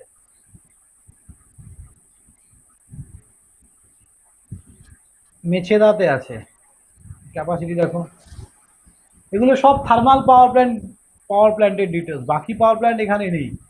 তার মানে আরো কি কি থাকবে? হাইড্রাল থাকবে, আরো অনেক কিছু আছে আমাদের। যেমন সোলারের একটা আছে, ওয়েস্ট বেঙ্গলে একটাই আছে সোলার স্টেশন, পাওয়ার স্টেশন। ওকে, সান্তালদি, পুরুলিয়া, দুর্গাপুর। তাহলে এই পিডিএফটা আমি তোমাদের সেন্ড করে দিচ্ছি। এটা আর বলার তো কিছু নেই, তাই না? বলো, তোমরা একটু তোমাদের দেখে নিতে হবে, তোমাদের এটা দেখে নিতে হবে। কলকাতাতে আছে, এটা কি বলতো, সিএসসি। এখানে সিটা মুছে গেছে। হ্যাঁ, সিএসসি কলকাতাতে, যেটা প্রাইভেট সংস্থা। তোমরা জানো তো যে কলকাতায় কোনো গভর্নমেন্ট ইয়ে করে না, ইলেকট্রিসিটি বিক্রি করে না। এখানে একটা প্রাইভেট সংস্থা ইলেকট্রিসিটি সেল করে, এটা জানো কি তোমরা? স্যার জানি না স্যার, খালি জানি সিএসসি টা সম্বন্ধে জানি। হ্যাঁ, একটু বলেন তো ওটা সম্বন্ধে। ওটা একটা প্রাইভেট বডি। ওকে, ওরা সেল করে। এই জন্য এখানে কি হয়, এখানে কলকাতায় খুব কারেন্ট সরকারকে ট্যাক্স দিতে হয় তো? প্রচুর টাকা ট্যাক্স দিতে হয়, ঠিক আছে। ও এখানে কারণ এখানে সিএসসির একটা সুবিধা আছে, এখানে কিন্তু তোমাকে টাকা বেশি দিতে হবে, কিন্তু তুমি ফেসিলিটি পাবে। খুব কম সময়ের জন্য তোমার এখানে কারেন্ট যায়। আমি যে এরিয়ায় থাকি, এটা সিএসসির মিটার, এখানে কারেন্ট খুব কম সময়ের জন্য যায়। আর হচ্ছে কনসিস্টেন্সি খুব বজায় রাখে। আর কি একটু 19-20 হলেই ওরা মানে খুব স্পিডে এসে কাজ করে দিয়ে যায়। যে কোনো বেসরকারি সংস্থা, বুঝতেই স্যার পারছেন। আপনি ইচ্ছে করলে আপনিও কি সিএসসি খুলতে পারবেন, মানে তৈরি করতে পারবেন? না, ওটা গভর্নমেন্ট অ্যাকচুয়ালি, এটা আজকের নয়, এটা অনেকদিন আগে থেকে গভর্নমেন্টের কাছে এর একটা টেন্ডার নিয়ে আসে। অ্যাকচুয়ালি একটা জায়গায় কোনোদিনও দুটো পাওয়ার প্ল্যান্ট মানে ইলেকট্রিসিটি বিক্রি করতে পারে না। এটা হচ্ছে গভর্নমেন্টের রুল। তোমার একটা পাওয়ার প্ল্যান্ট আছে, আমার একটা পাওয়ার প্ল্যান্ট আছে, তো আমরা দুজন একই জায়গায় ইলেকট্রিসিটি বিক্রি করতে পারবো না। এটা গভর্নমেন্ট রুল, ঠিক আছে তো? তো এবার সিএসসি কি করেছে, অনেক আগে থেকে এই টেন্ডারটা নিয়ে। সাধারণ লোক কি সাধারণ লোকের সুবিধা হতো বেশি। কি জন্য সুবিধা হবে বলো, বুঝলাম না। সে টাকাটা কম রাখতো, দুইটা যদি খুলতো তো ইয়ে হতো না, টাকাটা কম যে না। কম দিয়ে এমনি দিত তার কাছে নিত। না, সেটা ম্যাটার না, সেটা ম্যাটার না, বুঝো। আমরা চাই না যে কোনো কোম্পানি পাওয়ারটাকে মানে জেনারেট করে সেটাকে ওয়েস্ট করুক কোনোভাবেও। কারণ পাওয়ারটা আমাদের হচ্ছে একটা। তুমি কি চাও বলো, গভর্নমেন্ট কি চাইবে যে তুমি ধরো আজকে 100 টাকা বা 200 টাকা কামিয়েছো, তুমি যদি সেই টাকাটাকে ছিঁড়ে ফেলে দাও, সেটা কিন্তু গভর্নমেন্ট কোনোদিনও মেনে নেবে না। টাকাটা তোমার হতে পারে, কিন্তু তুমি সেটাকে ছিঁড়তে পারো না, তাই তো? তার মানে এনার্জিটা হ্যাঁ, তুমি বুঝতে কোনোদিনও ওয়েস্ট করতে পারো না। তো গভর্নমেন্ট চায় না যে এনার্জি ওয়েস্ট হোক, ঠিক আছে, কারণ এটা লিমিটেড না। কোল শেষ হয়ে গেলে হ্যাঁ, আমাদের স্যার। চাপে পড়ে যাব। হ্যাঁ, এই হচ্ছে ব্যাপার। তারপরে এখানে নিচে কিছু আছে, দেখো এটা কি আছে, গ্যাস বেসড, গ্যাস থেকে এই যে মৈথান আছে, হলদিয়াতে একটা আছে, কসবাতে একটা আছে, এটা সিএসি। এগুলো ক্যাপাসিটি 90 40 40। এই তো হাইড্রোলিক, হাইড্রোলিক থেকে যেটা আছে দেখো, এই যে দার্জিলিং বলছিলাম, এটা হচ্ছে, এটা সামনে লেখা আছে এনএইচপিসি, এনএইচ ন্যাশনাল হাইড্রাল পাওয়ার কর্পোরেশন। ওকে, এনএইচপিসি দার্জিলিং এ আছে, এই যে পুরুলিয়াতে আছে, পুরুলিয়াতে আছে। ওকে, এদের দেখো মেগাওয়াট মোটামুটি আমাদের এটা অনেক কম। এইবার এই যে সোলারের একটা আছে, মাত্র 2 মেগাওয়াট প্রডিউস করতে পারে, ভাবো। Photovoltaic plant, Jamuria, West Bengal. জামুরিয়াটা কোথায় কেউ জানো? আমি জানি না।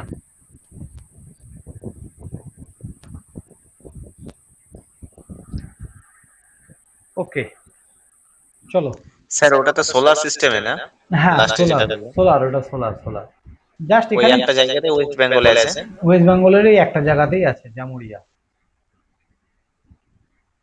ঠিক আছে তো? ওকে, এইবার আমাদের আজকের মেন টপিকটা স্টার্ট হচ্ছে। এটা হচ্ছে বেসিক পুরো গেল। এবার যেটা আমরা স্টার্ট করব সেটা হচ্ছে যে থার্মাল পাওয়ার স্টেশন। আমরা লোকেশন দেখে নিলাম, সব কিছু দেখে নিলাম। এবার থার্মাল পাওয়ার স্টেশন আমরা পড়া স্টার্ট করব, যে থার্মাল এনার্জি কি করে অ্যাকচুয়ালি প্রডিউস হয়, তার লেআউট কি আছে। ঠিক আছে, সবার আগে চুজ করতে হবে, choose the site of steam power station বা স্টিম পাওয়ার স্টেশন বা থার্মাল পাওয়ার স্টেশন। ব্যাপার আগেই, মানে আমরা কি করে লোকেশনটা চুজ করব, কোন লোকেশনে আমরা পাওয়ার প্ল্যান্টটাকে ইনস্টল করব, সেটা সবার আগে জানা দরকার। ওকে, দেখো বারবার বলছি এটা থিওরি বেস সাবজেক্ট, সবাই একটু মন দিয়ে পড়বে, মন দিয়ে পড়লেই কিন্তু এটা একদম উঠে যাবে, কোনো চাপ নেই। আর খুব ইন্টারেস্ট পাবে, এরপর থেকে খুব ইন্টারেস্ট পাবে পড়তে, কিভাবে হচ্ছে, কি করে স্টিমটা জেনারেট হচ্ছে, সব কিছু দেখো। কারণ অ্যাকচুয়ালি প্র্যাকটিক্যালি কিন্তু তোমরা যখন যাবে এগুলো দেখতে পাবে যে হ্যাঁ এটা হচ্ছে। So choice of sight for steam power station, আমরা কি করে একটা সাইটকে চয়েস করব। আমার স্টুডেন্টদের আমি বলছি, 1 তারিখ থেকে আমার একটা সেশন স্টার্ট হচ্ছে, 1 তারিখ থেকে প্রতিদিন রাত 10:30 থেকে। যারা মানে ট্রান্সফরমার বা ডিসি মোটর পড়োনি, তো তোমরা ওই ক্লাসটায় জয়েন করতে পারো, ওটা ফ্রি ক্লাস আছে। ঠিক আছে, ইউটিউবে লাইভ পাবে। কি বললাম বুঝলে? সেটাকে পরেও দেখে নেওয়া যাবে। হ্যাঁ, পরেও দেখতে পারবে, নো ইস্যু। লাইভ থাকলে আমার সেখান সাথে, থেকে পুরো আমার আপডেট সাথে পাবে। ডাউট থাকলে কমিউনিকেট করতে পারবে, এটা একটা সুবিধা। ঠিক আছে,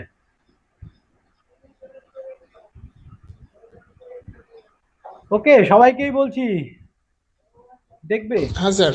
স্যার এটা কি হ্যাঁ, স্যার কি স্যার ট্রান্সফরমারের কি প্রবলেম গুলো বলবেন? বুঝলাম না। ট্রান্সফরমারের যে প্রবলেম গুলো আছে স্যার। সব কিছু করাবো একদম A to Z, পুরো ইলেকট্রিক্যাল মেশিনই পড়াবো, ট্রান্সফরমার থেকে স্টার্ট হচ্ছে। ওকে, এভরিডে রাত 10:30 থেকে 40 মিনিট করে, ওই 11টা 10 15,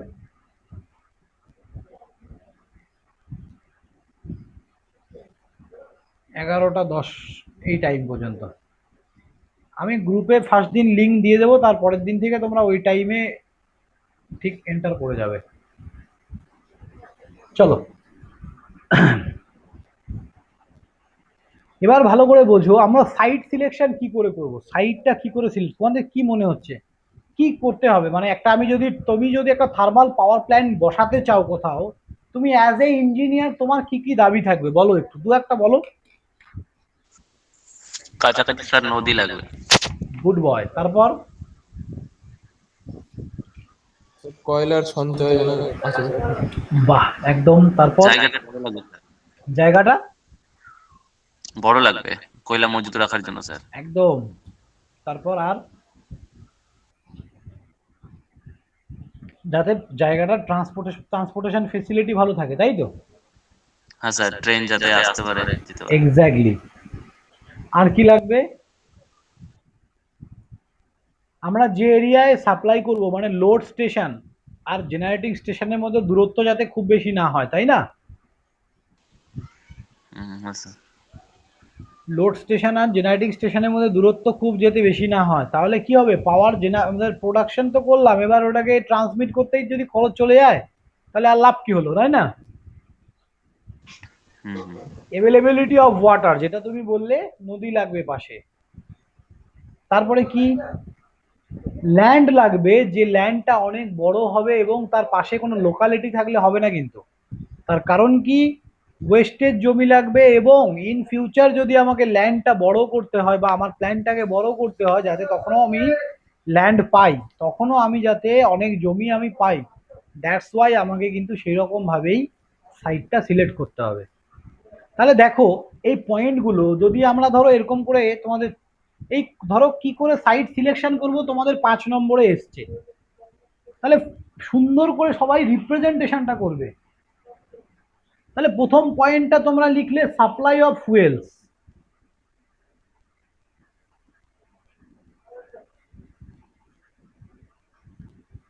ফর সেমিস্টার এক্সাম আমি বলবো রিপ্রেজেন্টেশনটা সুন্দর হওয়া উচিত। সাপ্লাই অফ ফুয়েলস, এবার এটা সম্বন্ধে তুমি লিখলে কি হবে, the steam power station should be located near the coal mines so that the transportation cost of fuels is minimum. তার মানে কোল যেখানে আছে তার পাশাপাশি কি হতে হবে, আমাদের স্টেশনটাকে বসাতে হবে, মানে পাওয়ার স্টেশনটাকে, তাহলে কি হবে সাপ্লাই অফ ফুয়েলসটা কি হবে অনেক ইজিলি এবং আমরা সাপ্লাই করতে পারবো, তাহলে আমাদের খরচটা অনেক কম হবে। তাহলে এরকম 5টা পয়েন্ট লেখা কিন্তু বড় ব্যাপার নয়, একদম ইজি, এটা প্রচুর স্কোরিং একটা পেপার, খুব ভালো করে পড়বে। অ্যাভেলেবিলিটি অফ ওয়াটার, এখানে কি ওয়াটার কি প্রচুর অ্যাভেলেবেল। সো এই 4টে আমি সব নোটস পাঠিয়ে দেবো, তোমরা দেখবে। ওকে, নেক্সট এবার যেটা আমরা আসবো সেটা হচ্ছে লেআউট ডায়াগ্রাম, মানে বা Semitic arrangement of steam power station.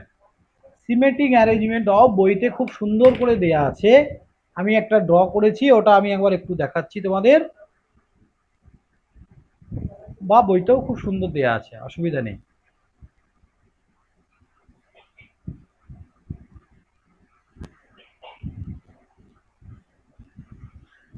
মানে পুরো প্রসেসটা আমি বলছি, দেখো আমি কিন্তু আজকে প্রচুর জিনিস পড়িয়ে দিয়েছি, মনে হচ্ছে 1-1.5 ঘন্টা, তোমরা যদি এই জিনিসগুলো পড়ো, কারণ এখানে আমি জাস্ট বুঝিয়ে ছেড়ে দিয়েছি, তোমাদেরকে রিপ্রেজেন্ট করতে হবে, তোমাদেরকে পড়তে হবে কিন্তু, হ্যাঁ, আরো মানে 40 মিনিটে আরো অনেক কিছু পড়াবো।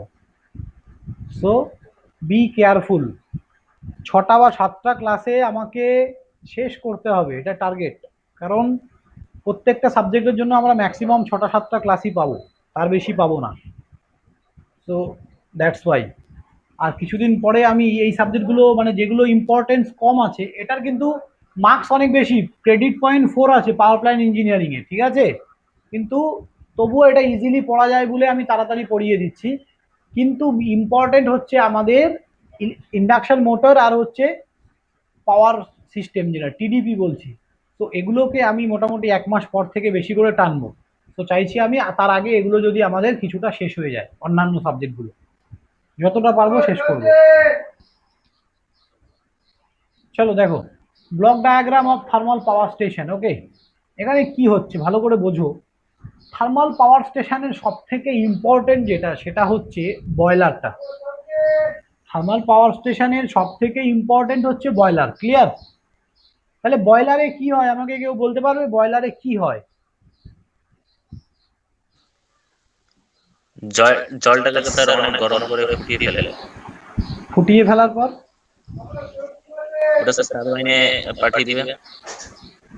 হ্যাঁ, টারবাইনে পাঠিয়ে দেবে, ঠিক একদম। কিন্তু দেখো এই যে প্রসেসটা তুমি যতটা ইজিলি বললে, এই প্রসেসটা কিন্তু অতটা ইজিলি নয়, ঠিক আছে? সো কি হয় অ্যাকচুয়ালি পুরোটা আমি বলছি, ভালো করে বুঝবে আর শুনবে। এই যে এটা হচ্ছে বয়লার, ফার্স্ট মেইন হচ্ছে আমাদের এটাই বয়লার। এবার এখানে হচ্ছে কোল্ড স্টোরেজ, দেখো এই অ্যারো হেডগুলো যেখানে যাচ্ছে তার মানে এখান থেকে এটা, এখানে অ্যারো হেড আছে মানে কোথাও থেকে এটা আসছে, তার মানে আমরা কোলটাকে ট্রান্সপোর্ট করছি, ট্রান্সপোর্ট করে এইখানে স্টোর করছি, কোল্ড স্টোরেজ। তাহলে কোল্ড স্টোরেজ আমাদের কেন করতে হবে? তার কারণ হচ্ছে যদি কোনো কারণে ওয়েদার খারাপ হয়, কোথায় ধরো ট্রেন অ্যাক্সিডেন্ট হলো, কোথায় ধরো ট্রেন লাইন ভেঙে গেল, তাহলে এবার যদি সেটা ঠিক করতে তো 5 দিন 7 দিন সময় লাগবে। তো মনে রাখবে আমাদের যে স্টোরেজগুলো আছে ওখানে মিনিমাম, এটা বললাম মিনিমাম 20 দিনের জন্য কয়লা কিন্তু স্টোর করা থাকে। কি বললাম সবার কাছে ক্লিয়ার তো? হ্যাঁ স্যার। মিনিমাম 20 ডেজের কয়লা স্টোরেজ থাকে। আমি যে গল্পটা বলছি শুধু মাথায় রাখবে, এই প্রত্যেকটা জায়গা থেকে কোশ্চেন হবে আর প্রত্যেকটা তোমরা খুব ভালো করে আনসার করতে পারবে, গল্পটা শুধু মাথায় রাখতে হবে। হলো, এইবার কোল হ্যান্ডেলিং প্ল্যান্টে আমি আসছি। তার মানে আমার এবার কয়লাটা ওখানে আমার স্টোর করলাম, এবার কোল হ্যান্ডেলিং প্ল্যান্ট যেটা খুব সুন্দর, আমি দেখে এসেছি এটা একদম কাছে গিয়ে, আমি পুরো প্রসেসটাই দেখেছি এখানটা পুরোটা। তো দ্যাটস ওয়াই আমার কাছে গল্পটা একদম ক্লিয়ার, আমি দেখেছি, লাইভ দেখেছি এটা। কোল হ্যান্ডেলিং প্ল্যান্ট, এবার কোল হ্যান্ডেলিং প্ল্যান্টে কি করে, কারো আইডিয়া আছে কি বলো তো? কোলটাকে আমি আবার কি হ্যান্ডেল করবো? এটা একটা অবাক লাগছে না তোমার কাছে যে কোলটাকে ভাই কি হ্যান্ডেল স্যার করা যায়? ওটাকে স্যার ওটাকে অনেক পাতলা গুড়ি গুড়ি করে দেওয়া হয়। এক্স্যাক্টলি। অ্যাট ফার্স্ট কি করা হয়, এটা কনভেয়ার বেল্টের মধ্যে যখন আমরা এই কাঁচা কয়লাটাকে নিয়ে আসছি, কনভেয়ার বেল্টের মধ্যে দিয়ে আগে আমাদের স্টোন ডিটেক্টর দিয়ে সমস্ত স্টোন আর মেটাল ডিটেক্টর দিয়ে সমস্ত মেটাল, তার মানে কয়লার মধ্যে অনেক মেটাল থাকে, স্টোন থাকে, ওগুলোকে আগে আমরা কি করি, বাছাই করি। কেন বাছাই করি? তার কারণ হচ্ছে আমরা কয়লাটাকে কি করব, একদম ডাস্ট করব। তাহলে কোনো যদি মেটাল থেকে যায় তাহলে সেই যে ডাস্ট করার জন্য যে কারসারটা থাকবে আমাদের, যে কারসারে দিলে ওটা ডাস্ট হবে, সেই কারসারটা তো ভেঙেও যেতে পারে, তাই না? বড় যদি একটা মেটাল টুকরো চলে আসে, হতে পারে তো। যে ব্লেডটা দিয়ে আমি কয়লাটাকে ভাঙছি সেই জায়গায় যদি শক্ত একটা পাথর পড়ে যায় তাহলে কি আমার হয়তো ব্লেডটা ভেঙে যেতে পারে। সো আমরা কি করছি, কোল হ্যান্ডেলিং প্ল্যান্টে সবার প্রথমে হচ্ছে আমরা বাছাই করছি, বাছাই করে সেটাকে কিছু ছোট ছোট টুকরোতে কনভার্ট করছি। প্রথমে ফার্স্ট টাইম কিছু ছোট ছোট টুকরোতে ক্রাশ করা হয় ইনটু স্মল পিসেস। বইতে খুব সুন্দর লেখা আছে, আমি জাস্ট বলে দিচ্ছি, বইটা একবার চোখ বুলাবে সব কমপ্লিট। তাহলে কিছু কিছু ছোট ছোট টুকরোতে ভাগ করলো। এইবার এই ছোট টুকরোগুলোকে একদম পালভারাইজড কোল বানানো হয়। পালভারাইজড কোল বলতে একদম ডাস্ট পার্টিকেলে তৈরি করা হয়, একদম পুরোটাকে স্ম্যাশ করে দিয়ে আমরা একদম ডাস্ট করে দিই, মানে কয়লার ডাস্ট। এবার আমাকে কেউ বলতে পারবে যে কয়লাটাকে স্যার কেন ডাস্ট করে দিচ্ছি? স্যার গোটা কয়লাটা তো পুড়বে, কিন্তু আমি গোটা কয়লাটাকে কেন না পুড়িয়ে ডাস্ট করছি? ওয়াই, কেন? স্যার ওটাতে আরো ভালো স্যার স্টিম হবে স্যার। শুধু কি এটাই? না স্যার, ওটা অনেক মানে কম পরিমাণ স্যার পড়বে।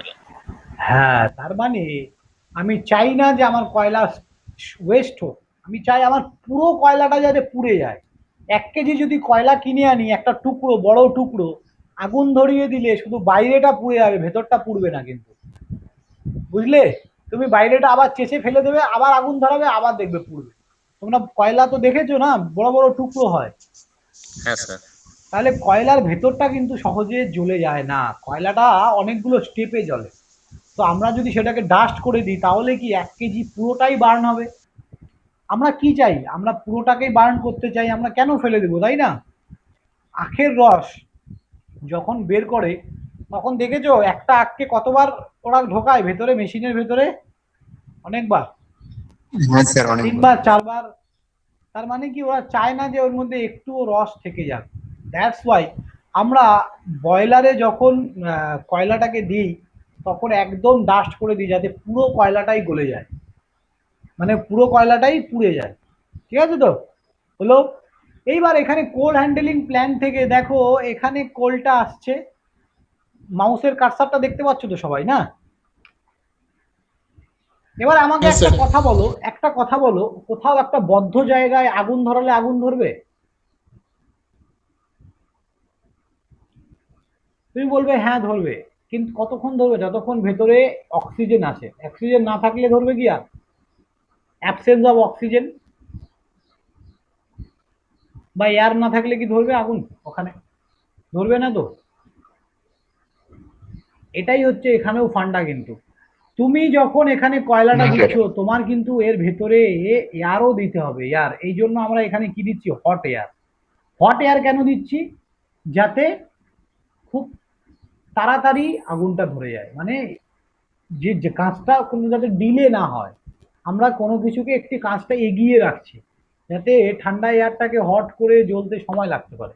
তো আমরা একটা হট এয়ার দিচ্ছি, তার মানে এই দুটোর কম্বিনেশনে এখানে আগুন ধরেছে। এবার এই আগুনটা কি করছে, এখানে বয়লারে প্রচুর জল দেয়া থাকে, এই জলটা কি হয়, আগুন দেওয়ার জন্য জল থেকে বাষ্প বেরিয়ে যায়। বাষ্পটা বেরিয়ে এই যে এখান থেকে বেরিয়ে আসে, বাষ্পটা এখান থেকে বেরিয়ে আসে, স্টিমটা এখান থেকে বেরিয়ে আসে, বেরিয়ে সুপার হিটারে যায়। আর এখান থেকে আরেকটা জিনিস বেরোয়, সেটা হচ্ছে ফুয়েল গ্যাসেস। এটা কি, ফুয়েল গ্যাসেস। এবার দেখবে যদি তোমরা জলকে, প্রেসার কুকারকে যখন তোমরা সিটি দেয়, তখন জলের সাথে মানে সেখান থেকে কি শুধু বাষ্প বেরোয় না বাষ্পর সাথে কিছু ওয়াটার পার্টিকেল থাকে, মানে ওয়াটার মলিকিউল থাকে, বলো তো? শুধু কি স্টিম বেরোয়, মানে ড্রাই স্টিম বেরোয় না ওয়েট স্টিম বেরোয় from pressure cooker? Dry steam না স্যার, ওয়াটার থাকে। হ্যাঁ, ওয়াটার থাকে, ওয়েট স্টিম বেরোয়। তো এরকমই এইখানে যখন আমরা এটাকে স্টিমে পরিণত করি, কিছু পরিমাণ ফুয়েল গ্যাসেস, কিছু পরিমাণ ফুয়েল গ্যাসেস যেটা বেরিয়ে আসে, যেটা কিছুটা ওয়েট হয়। আর এটা এটা একটা পুরো স্টিম, যেটা এই তার মানে দুটোকে আলাদাভাবে বের করি আমরা বয়লার থেকে। এটা হচ্ছে বয়লার কনফিগারেশন।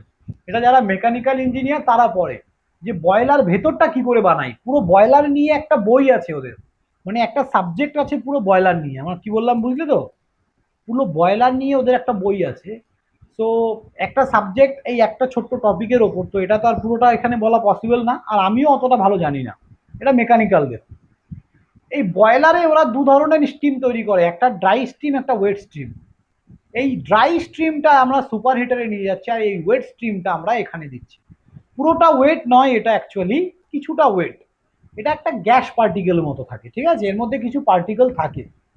এবার বাকিটা কি করছি, বাকিটা আমরা এখান থেকে অ্যাশ হিসাবে বেরিয়ে যাচ্ছে, যেটা হচ্ছে অ্যাশ হ্যান্ডেলিং প্ল্যান্টে যাচ্ছে। Ash handling plant. এখানে অ্যাশ হ্যান্ডেলিং প্ল্যান্টে কেন আসছে মনে আছে, বলতে পারবে কেন? ডাইরেক্ট তো অ্যাশ স্টোরেজে নিয়ে যেতে পারতাম, কেন হ্যান্ডেলিং প্ল্যান্টে আসছি? ছাই থেকে, ছাইকে আমি আর কি বাছাবাছি করব, তাহলে কোথায় নিয়ে যাচ্ছি এটা, হ্যান্ডেলিং প্ল্যান্টে ছাই। এটার কি কাজ অ্যাশটার? এখানে এটাকে কি করা হয়, ডিভাইড করা হয়, তুমি কোথায় কতটুকু পাঠাবে। তুমি কোথায়, বর্ধমানে পাঠাবে না দুর্গাপুরে পাঠাবে, নাকি সিমেন্ট ফ্যাক্টরিতে, না মার্বেল পাথরের ফ্যাক্টরিতে, ঠিক আছে? বাকিটা যদি পড়ে থাকে তুমি এই স্টোরের এখানে স্টোর করে রেখে দেবে। কিন্তু মনে রাখবে এই যে যে ওয়েস্টেজটা, এটাকে তোমাকে কোনোভাবে যেভাবে হোক এটাকে হয় কাজে লাগাতে হবে, নয়তো এটাকে কি করতে হবে, ইউজ করে ফেলতে হবে, বা এটাকে নষ্ট করে দিতে হবে। না হলে কিন্তু আমাদের সিস্টেমটা পুরো নষ্ট হয়ে যাবে, আমাদের পরিবেশ দূষণ হবে এটা থেকে, ঠিক আছে? তো এখন ইন্ডিয়াতে আর এগুলো নষ্ট হয় না, এটা অলরেডি ক্রাইসিসে চলে, ক্রাইসিস, এটা পাচ্ছে না লোকে। এই অ্যাশটা এতটাই ভালো যে এটা সিমেন্টের জন্য খুবই ভালো, এটা পাচ্ছে না লোকে, ঠিক আছে? সো অ্যাশ হ্যান্ডেলিং প্ল্যান্টের কি কি কাজ বোঝা গেল কি, আমরা এখানে মডিফাইড করি, মানে অ্যাশটাকে ডিভাইড করি, আমি কোনটা কোথায় পাঠাবো। বোঝা গেল সবার কাছে, ক্লিয়ার? হ্যাঁ স্যার। এবার দেখো, এবার এই যে ফুয়েল গ্যাস, তাহলে এটা কি, এটাও প্রচুর গরম তো, এই এই যে গ্যাসেসটা, এই ফুয়েল গ্যাসেসটা প্রচুর গরম আছে। এবার এটা হচ্ছে সুপার হিটার। সুপার হিটার কেন এটা, তাহলে এই বয়লার থেকে হিটটা আসছে, এবার এটা সুপার হিটারে আসছে। এইবার আমি এই হিটটাকে যদি আরো প্রমিনেন্ট করতে চাই, তাহলে কি করতে হবে, এই হিটটাকে যদি আমি যত বেশি প্রেসার, মানে হিট জেনারেট হবে, মানে হিটটা যত সুপিরিয়র কোয়ালিটি হবে, তত কি হবে, আমার টারবাইন ব্লেডটা ভালো ঘুরবে, স্মুথলি ঘুরবে। তো এই সুপার হিটার মানে এখানে হিটটাকে আমরা সুপিরিয়র কোয়ালিটি তৈরি করি। কি করে তৈরি করি, এই সুপার হিটারের ভেতরের কনফিগারেশনটা এইরকম, দেখো এই যে এখান থেকে আসছে নর্মাল গ্যাসটা, এই সুপার হিটারে ঢুকলো। সুপার হিটারের ভেতরের কনফিগারেশনটা এইরকম। এটা কিন্তু পাইপ, এই প্রত্যেকটা পাইপের মধ্যে দিয়ে হিটটা যাচ্ছে। এবার আমি কি করলাম, এখান থেকে একটা গ্যাসকে ঢোকালাম। এটা কোন গ্যাস? Flue gas. এর মধ্যে প্রচুর হিট আছে। এই ফ্লু গ্যাসটা যদি এই এরিয়া থেকে এইভাবে পাস হয়ে যায়, তাহলে এই পুরো এরিয়ায় যদি এই হিটেড ফ্লু গ্যাসটা থাকে, তাহলে এই যে মেটালটার মধ্যে দিয়ে আমাদের স্টিমটা যাচ্ছে, সেই মেটালটাকে কে হিট করবে? এ আরো বেশি হিট করবে। কে হিট করবে? এই ফুয়েল গ্যাসটা। এই যে ফুয়েল গ্যাসটা হিট করবে কাকে? এই ভেতরের যে মেটালটা আছে, মেটাল যেটার মধ্যে দিয়ে কে যাচ্ছে? স্টিম যাচ্ছে। যেটার মধ্যে দিয়ে স্টিমটা যাচ্ছে, এই যে এখানে যে স্টিমটা যাচ্ছে, এটা ঠিক আছে তো? এই যে এটা, এই স্টিমটা যেখান দিয়ে যাচ্ছে, তাহলে এখানে আমি যখন এই ফুয়েল গ্যাসটাকে এই চেম্বারের মধ্যে দিয়ে পাস করিয়ে দেব, তাহলে এই চেম্বারের যে ম্যাটেরিয়ালটা আছে সেটা গরম হবে। ম্যাটেরিয়ালটা গরম হলে এই ম্যাটেরিয়ালের ভেতরে যে আমাদের স্টিমটা আছে সেটা কি হবে? আরো বেশি গরম হবে। আমরা কি চাই? প্রচুর হিট চাই, স্টিম। আমরা স্টিমটা কি চাই? যাতে প্রচুর হিট হয়, যত হিট হবে তত স্পিডে বেরোবে, ঠিক আছে? তো আমরা চাই স্পিডে বেরোক। তাহলে মানে কি, আমরা এখানে স্টিমটার কি করছি? সুপিরিয়র কোয়ালিটি তৈরি করছি। That's why this is called super heater. কারো কোনো ডাউট সুপার হিটার সম্বন্ধে? বলো, কারো কোনো ডাউট? এরকম গল্প করে তোমরা কোথাও পাবে না। আমি যেভাবে বলছি না, যা ইউটিউব চ্যানেল হোক, যেখানে হোক, ভালো করে শুনে নাও, এরপরে কিন্তু প্রবলেমে পড়বে। এগুলো একদম কনসেন্ট্রেট দিয়ে বুঝে নাও, কারণ এই জিনিস, একই জিনিস দু তিনবার পড়তে ইচ্ছা করবে না, কারণ ইন্টারেস্টিং এগুলো অতটাও নয়। তো একবারে মন দিয়ে শুনে নেবে সবাই, আর যার যেখানে ডাউট সাথে সাথে ক্লিয়ার করে নাও। বলো। স্যার এটা ফ্লুয়েল গ্যাসটা স্যার ভেতর দিয়ে যাচ্ছে কেন স্যার সুপার হিটারে? ভেতর দিয়ে কেন যাচ্ছে? দেখো, ভেতর দিয়ে আমি ইচ্ছা করে এটাকে এন্টার করাচ্ছি। আমি কি করাচ্ছি? এটাকে ইচ্ছে করে এন্টার করাচ্ছি। এই গ্যাসটা তো কোনো কাজের না, এটাকে বাইরে বের করে দিতে হবে। তো আমি যদি এটাকে কোনো কাজে লাগাতে পারি তাহলে ভালো। তাহলে আমি এখানে একটা ফুটো করছি, এখানে একটা ফুটো করছি, করে এই গ্যাসটাকে এখানে পাস করছি। তাহলে এই সুপার হিটারের ভেতরে পুরো জায়গাটা গরম হবে তো? আগে বলো, এই গ্যাসটাকে যদি পাস করাই। এটা স্যার হিটটা কাজে লাগাচ্ছি স্যার আমি। এক্স্যাক্টলি। আমি এই যে এটার ভেতর দিয়ে যে স্টিমটা পাস হচ্ছে, স্টিমটা যে এই পাইপলাইন দিয়ে পাস হচ্ছে, আমি কি চাইছি? এটা আরো ভালো স্টিমে পরিণত হোক। কথাটা বুঝতে পেরেছো কি? বা স্টিমটার হিটটা আরো বেশি হোক, আমি চাইছি। স্টিম বেশি হলে স্পিড বেশি হবে। ক্লিয়ার? হ্যাঁ স্যার। স্টিমটা যত বেশি গরম হবে তত বেশি স্পিড হবে। তো আমি এটাকে আরো গরম করার জন্য কি পাঠাচ্ছি? এটার ভেতর দিয়ে ফ্লু গ্যাসটাকে পাঠাচ্ছি, কারণ এটা আমার ওয়েস্টেজ। আমি যদি কোথাও কাজে লাগাতে পারি তাহলে ভালো। এটা কোনো কাজে লাগে না অ্যাকচুয়ালি কাজে লাগে আমার এই স্টিমটা। ওকে, বলো সবাই সুপার হিটারের কাজ বুঝলে? কেন আমরা সুপার হিটার ইউজ করছি? হ্যাঁ হ্যাঁ স্যার। এবার এখান থেকে এই ফ্লু গ্যাসটাকে আমি আবার পাঠিয়ে দিচ্ছি কোথায়? দেখো, ইকোনমাইজার। এই ইকোনমাইজার, এই যে এটা ইকোনমাইজারে আমি আবার এটাকে পাঠিয়ে দিচ্ছি। এই ইকোনমাইজার কি করে? এ হচ্ছে ইকোনমিক। কথাটা আসছে তো এখান থেকে? ইকোনমিক কথাটা আসছে তো? এবার আমাকে বলো, বয়লারে আমরা যে স্টিম প্রডিউস করছি তার জন্য আমাদের জল দরকার তো?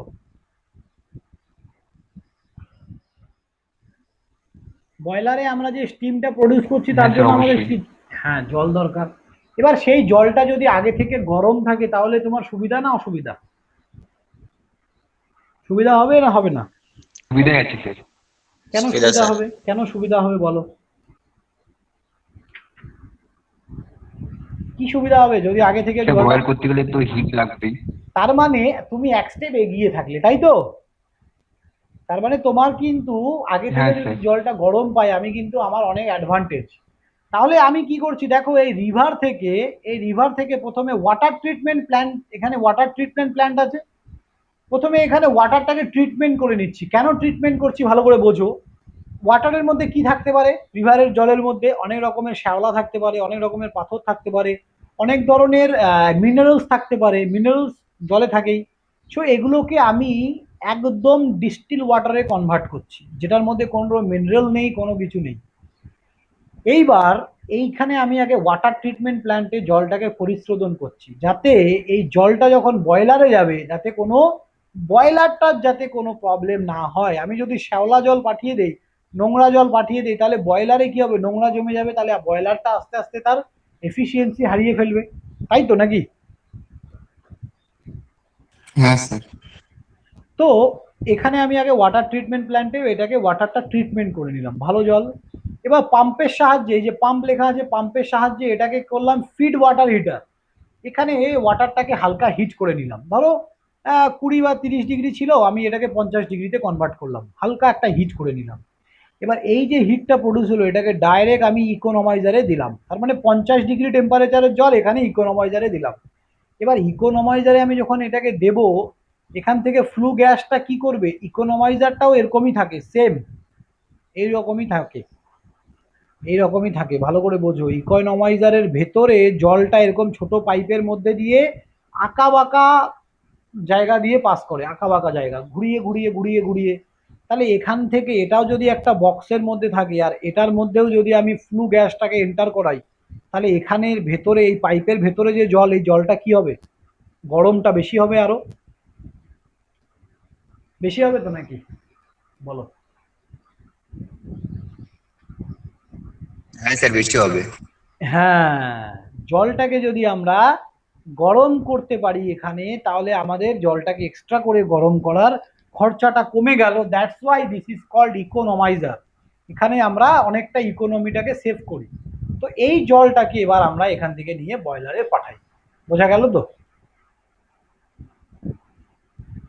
তাহলে সুপার হিটার আর ইকোনমাইজারে কি করে, সুপার হিটারে কি করে স্টিমটা গরম হচ্ছে আর ইকোনমাইজারে কি করে জলটা গরম হচ্ছে, বুঝতে পারলে সবাই? হ্যাঁ স্যার, বুঝতে পেরেছি। স্যার আপনি বললেন যে স্যার ওখানে ঘুরিয়ে ঘুরিয়ে পাঠানো হয়, স্যার ওটা কেন করা হয় স্যার? দেখো, সোজা তো নিয়ে যেতে পারতো। মানে সোজা স্পিড নিয়ে- বেশি পেলে তো স্যার গরম হবে, না, সোজা মানে নিয়ে চাপ গেলে, পাচ্ছে। সোজা নিয়ে গেলে এটা ভালো করে বোঝো তো, একটা রাস্তা, এই সোজা যেতে তোমার যা সময় লাগবে, এরকম এরকম করে এই রাস্তাটাই যেতে বেশি সময় লাগবে না কম, বলো? বেশি সময়। বেশি সময়। তাহলে বেশি সময় ধরে যদি এখানে স্টিমটা পায়, তাহলে জলটা বেশি গরম হবে না কম গরম হবে? স্যার বেশি গরম হবে স্যার। তোমার কি দরকার? স্যার গরমই দরকার স্যার, ঠিকই আছে। এবার বুঝে গেছো তো? হ্যাঁ স্যার। আর কার কি হ্যাঁ ডাউট আছে? স্যার। হ্যাঁ ডাউট গুলো ক্লিয়ার করো, ডাউটটা ক্লিয়ার করো। গল্প এটা একটা, আর কিছু নয়, এই সাবজেক্টটা গল্প। যেদিনগুলো পড়াবো এরকম একটা করে টপিক ধরবো, আমি 7টা ক্লাসে 7টা শেষ করে দেবো। আজকে থার্মালটা এখানেই কমপ্লিট, এটা বুঝিয়ে ছেড়ে দেবো। বাকি এবার তোমাদের কি আছে বলো তো, থিওরিতে প্রত্যেকটা পোর্শনে আলাদা করে টপিক তোমাদের আছে। ধরো ইকোনমাইজার সম্বন্ধে 5 নম্বর আসলো, write down the short note about the economiser. তাহলে ইকোনমাইজারটা আমরা একটা ড্রয়িং করলাম, সেখান থেকে সেটা কি করে কাজ করে লিখতেই পারবো। এখান থেকে 10 লাইন লেখা কি খুব বড় ব্যাপার হবে? ইকোনমাইজার থেকে লেখা 10টা লাইন লেখা খুব বড় ব্যাপার না কিন্তু, যদি কেউ ভালো করে শুনে থাকো। বা সুপার হিটার, এই চারটে যেগুলো আছে স্যার ওটাই কি মানে গোটাটা সিলেবাস স্যার আমাদের? এটাই সিলেবাস। মানে সিলেবাস বলতে এটাই তোমাদের thermal power station. Thermal power শেষ হলে এরপরে আবার নতুন, এরপরের দিন হাইড্রাল পড়াবো, তারপরের দিন নিউক্লিয়ার পড়াবো, তারপরের দিন এরকম 7খানা আছে, ঠিক আছে? 7টা 7 দিনে কমপ্লিট। তো এবার দেখো, ইকোনমাইজার হলো, এবার হচ্ছে এয়ার প্রিহিটার। সবাইকে বারবার বলছি নোটসটা খুব ভালো করে পড়বে। ওই বইটা আমি দিয়ে দেবো, কোন জায়গাগুলো পড়তে হবে বইটার, জায়গাগুলো পড়বে, ব্যাস এনাফ। এবার হচ্ছে এয়ার প্রিহিটার। এয়ার প্রিহিটার, এবার এই যে হট এয়ারটা যে আমি এখানে এন্টার করাচ্ছি, এই হট এয়ারটা এটা কোথা থেকে নিচ্ছি আমি, দেখো এই যে ফোর্স ড্র্যাগ ফ্যান, তার মানে আমি একটা ফ্যান দিয়ে নেচারের নর্মাল এয়ারটাকে আমি কালেক্ট করছি, ঠিক আছে তো? কালেক্ট করার পরে এটাকে হট এয়ারে যদি আমি কনভার্ট করি, আমি নেচারে তো কি থাকে, নর্মাল টেম্পারেচার ওয়াট, মানে আমি হাওয়া পাবো, নর্মাল টেম্পারেচারে এয়ার পাবো। কিন্তু আমি যদি আগে থেকে কিছুটা গরম করে রাখতে পারি, দেখো বয়লার ভেতরটা যত গরম থাকবে তত ভালো। তো আমি যদি এটাকে আগে থেকে গরম করে রাখতে পারি, আমার পক্ষে খুবই ভালো। তাহলে এই এয়ার প্রি হিটার কি করে, এখানেও সেম, এই এয়ারটা এন্টার করার পরে এখানেও সেই পাইপ লাইনিং করা আছে, গোল গোল গোল গোল গোল গোল গোল গোল। এবার এখান দিয়েও ঠিক এই ফ্লু গ্যাসটাকে আমরা পাস করাচ্ছি, এ কি করছে, এটাকেও গরম করছে, গিয়ে হট এয়ারটাকে বয়লারের ভিতরে এন্টার করাচ্ছে। বুঝতে পারলে? তাহলে যদি তোমাদের বলা হয় যে ফোর্স ড্র্যাগ ফ্যানের কাজ কি, কি বলবে? বলবে for a thermal power station the forced drag air is used for collecting the air from the nature, তাই তো? আমরা নেচার থেকে কি করি, এয়ারটাকে কালেক্ট করি। কোথায় কালেক্ট করি? In the place of air প্রিহিটারে। এই এয়ার প্রিহিটারে কি হয়, এটা একটা প্রসেসের মধ্যে দিয়ে পাস করে, ওকে, বা একটা পাইপ লাইনিং এর মধ্যে দিয়ে পাস করে, যে পাইপ লাইনিংটা কি থাকে, স্প্রিং শেপের থাকে। এটার মধ্যে দিয়ে পাস করলে কি হয়, এবার এটার মধ্যে দিয়ে এটা একটা এয়ার প্রিহিটারে যখনই ঢুকে যায়, এবার এয়ার প্রিহিটারটা একটা বক্সের মধ্যে থাকলো, এই যে এটা ধরো এয়ার প্রিহিটার একটা বক্সের মধ্যে থাকলো, এই বক্সটার মধ্যে আমি কি দিয়ে দিচ্ছি, গ্যাসটা দিয়ে দিচ্ছি। ডিউ টু দিস গ্যাস এই পুরো এরিয়াটা কি হচ্ছে, আমাদের হিট জেনারেট করছে, মানে হিটেড হয়ে যাচ্ছে। তাহলে কি গ্যাসটা, এটার মধ্যে দিয়ে যে বায়ুটা যাচ্ছে বা এয়ারটা যাচ্ছে, সেটাও কি হয়ে যাচ্ছে, হিটেড হয়ে যাচ্ছে। সেই হিট এয়ারটাই আমরা কোথায় দিচ্ছি, আবার বয়লারে। বলো, সবার কাছে মিনিংটা ক্লিয়ার তো?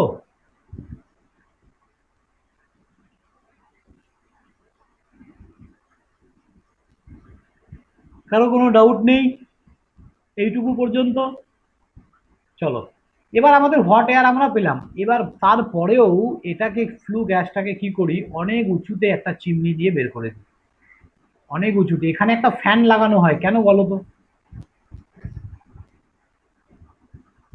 ড্রপ ফ্যান লাগানো হয় একটা, ইনডিউসড ঠান্ডা করার জন্য নাকি?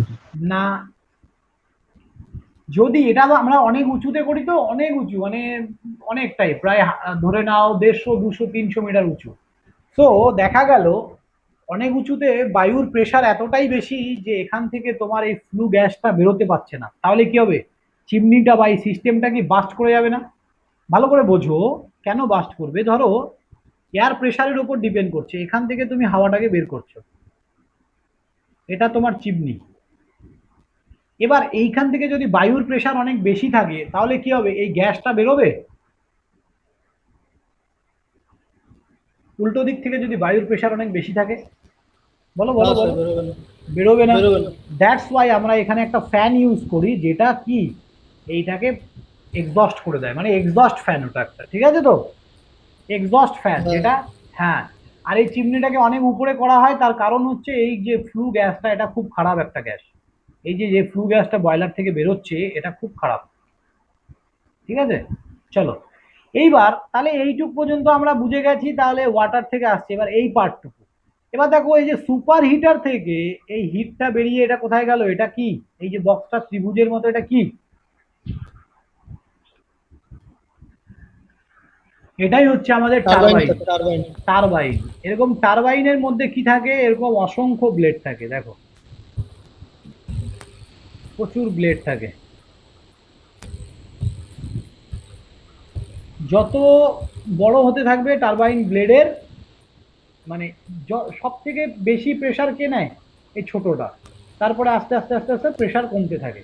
তো এইভাবে টারবাইন ব্লেড আমি পড়াবো একদিন তোমাদের সময় পেলে, মেশিনে যখন পড়াবো জেনারেটর, তখন পড়াবো টারবাইন ব্লেড, ঠিক আছে? এখানে টারবাইন ব্লেড সম্বন্ধে বেশ কিছু বলার নেই আমার।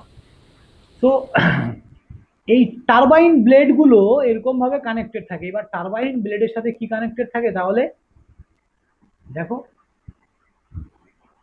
দেখো এই টারবাইন ব্লেডের সাথে এখানে কাপল থাকে একটা অল্টারনেটর কাপল থাকে। তাহলে টারবাইন ব্লেড গুলো ঘুরছে, অল্টারনেটরটা কি করছে, পাওয়ার জেনারেট করছে, আর এটা আমরা ট্রান্সমিট করছি কোথায়, এটা আমরা জেনারেশনটাকে আমরা ট্রান্সমিশন লাইনে দিয়ে দিচ্ছি, এবার ট্রান্সমিশন লাইন থেকে লোডে চলে যাচ্ছে। এইবার এই যে টারবাইনে, এবার এটা তো একটা মানে স্টিমের মধ্যে তো কিছু পরিমাণ তো জল থাকবেই, তাই না? স্টিমটাকে, তোমরা যে ভাতের স্টিম ওঠে, সেটাকে যদি হাতে ধরো বা কোনো একটা পাত্রের মধ্যে নাও, তাহলে দেখবে স্টিমটা একটু পরে কি হয়ে যায়, বুটি বুটি বুটি বুটি জলের দানায় পরিণত হয়। তো তার মানে কি, স্টিমের মধ্যে কি থাকে, অনেক ওয়াটার থাকে না? হ্যাঁ স্যার। এবার এটা কি টারবাইন এই জলগুলোকে এখান থেকে এক্সস্ট করে দেয়, এই যে এক্সস্ট স্টিম। এই যে এক্সস্ট স্টিমটা কোথায় যাচ্ছে, কন্ডেন্সারে যাচ্ছে, কন্ডেন্সারে যাচ্ছে, ওকে। এইবার এই কন্ডেন্সারে এখান থেকে আমরা এটাকে কি করছি, ডাইরেক্টও পাঠাচ্ছি, আবার কিছুটা কুলিং টাওয়ার দিয়েও এটাকে পাম্পে আমরা সেন্ড করছি, যে এটাকে কুলিং টাওয়ার দিয়ে কিছুটা কুল করে আমরা এটাকে পাম্পে সেন্ড করছি। ঠিক আছে, কুল করছি, তারপর এটাকে আমরা পাম্পে সেন্ড করছি। কারণ এই এই যে এইখানকার যে পাইপ লাইনিং বা এখানকার যে ইকোনমাইজার, এদেরও তো একটা সার্টেন হিট নেওয়ার ক্যাপাসিটি আছে না, এই যে পুরো ইনস্ট্রুমেন্টগুলোকে। সো আমরা এই এক্সস্ট স্টিমটা, প্রচুর হিট থাকে এটা এক্সস্ট স্টিমটা, কারণ এটা কোথা থেকে আসে? সুপার হিটার থেকে আসে। সুপার হিটার মানে কি? সব থেকে বেশি হিট এই জায়গাটায় তৈরি হয়। সুপার হিটার মানে এটাকে প্রচুর হিট তৈরি করা হয়। এবার তাহলে কি এই এক্সস্ট যে স্টিমটা, এটাও প্রচুর হিট, কিন্তু এখানকার ডিভাইসগুলো এরা অত হিটেড নয়। এরা ডাইরেক্ট দেখো রিভার থেকে জল নিচ্ছে মানে কি, এরা অতটা হিটেড নয়, এরা কিছুটা কম হিটেড। এখানে পাম্প আছে একটা, তাহলে পাম্প টাম্প সব পুড়ে যাবে। তো তার জন্য এই এক্সস্ট স্টিমটাকে আমরা একটু কিছুটা কুলিং করে তারপর পাম্প দিয়ে আবার পাঠাচ্ছি। এবার তাহলে তোমরা বলতে পারো যে স্যার, এখানে আমরা রিভার থেকে কেন নেব? এই জলটাকেই যদি আবার পাঠিয়ে দিই তাহলে তো কাজ হয়ে গেল, তাই তো? এই যে এক্সস্ট স্টিম থেকে যে জলটা আসছে, এই জলটাকে যদি আমি পাম্প থ্রু ইকোনমাইজারে নিয়ে যাই, তাই তো বয়লারে গেলে এখান থেকেই তো আবার, তাহলে আমাকে এক্সট্রা আমি রিভার থেকে কেন জল নিচ্ছি? বলতেই পারো এই কথাটা, কেন নিচ্ছি কেউ হ্যাঁ বলতে স্যার। পারবে?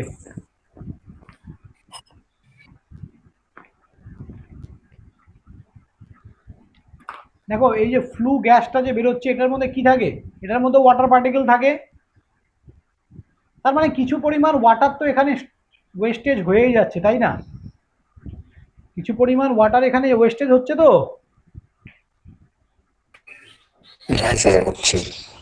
হ্যাঁ, তাহলে তাহলে সেটাকে মেকআপ করবে, সেটা হচ্ছে এই রিভারের জল থেকে আমরা মেকআপ করব। ওকে, এবার আমাকে বলো, কার কোথায় কি বুঝতে প্রবলেম, যে স্যার এই প্রসেসটা আমি বুঝতে পারিনি, বলো কোনটা বুঝতে পারো? স্যার কি বললেন লাস্টে স্যার, রিভারের জল থেকে মেকআপ করবো? দেখো এইখান থেকে কটা আউটপুট বেরোচ্ছে বয়লার থেকে, একটা হচ্ছে স্টিম, নর্মাল স্টিম, আরেকটা বেরোচ্ছে আমাদের ফুয়েল গ্যাসেস। এই গ্যাসেসের মধ্যে কিছু পরিমাণ ওয়াটার মলিকুল থাকবে না, ওয়াটার পার্টিকেল থাকবে তো, হ্যাঁ স্যার। জল থাকবে তো। তো সেই জলটা তো আলটিমেট ঘাটতি পড়ে যাচ্ছে না, কথাটা বুঝলে তো? এই ঘাটতিটা কে মেটায়? এই ওয়াটার পাম্প দিয়ে এই ঘাটতিটা আমরা ইকোনমাইজার থেকে বয়লারে জলটাকে ঢালি। এই যে যেটা বেরিয়ে চলে যাচ্ছে, এই ঘাটতিটা কে মেটায়? রিভারের ওয়াটার, বুঝেছো? হ্যাঁ স্যার। আর বাকি স্টিমটা তো আমরা এই স্টিমটাকে আবার জলে রূপান্তরিত করে এটাকে আবার পাম্পে দিয়ে আবার নিয়ে আসছি। তাহলে ভালো করে দেখো তো, এই জলটাকে আমরা ফেলে না দিয়ে আবার ইউজ করছি কেন? রিভারে ফেলে দিলেই হয়ে যেত, একই ব্যাপার, রিভার থেকেই জল নিচ্ছি। কেন বলতে পারবে কেউ আমরা এখানে কন্ডেন্সার কেন লাগাচ্ছি, বা এই জলটাকে আবার কুল করছি, মানে ঠান্ডা করে আবার কেন ইউজ করছি আমরা এই জলটাকে, কেন করছি? বলতে পারবে কেউ, বলো, একটু বুদ্ধি খাটাও, বলতে কারণ পারবে? জলটা স্যার তো কি করছিল ওই। হ্যাঁ, জলটাকে আমাকে আর এখানে নিতে হচ্ছে না, ট্রিটমেন্ট করতে হচ্ছে না। জলটাকে আমাকে আর ট্রিটমেন্ট করতে হচ্ছে না, এটা ভালো ওয়াটার, এটা ভালো জল। এই জলটাকে আমি সিম্পলি পাম্পে পাঠিয়ে দিচ্ছি। ক্লিয়ার তো? এই জলটাকে আমি সিম্পলি পাম্পে পাঠিয়ে দিচ্ছি, আমাকে আর এক্সট্রা খরচ দিয়ে জলটাকে পরিশোধন করতে হচ্ছে না। সবার কাছে কি কথাটা ক্লিয়ার হলো?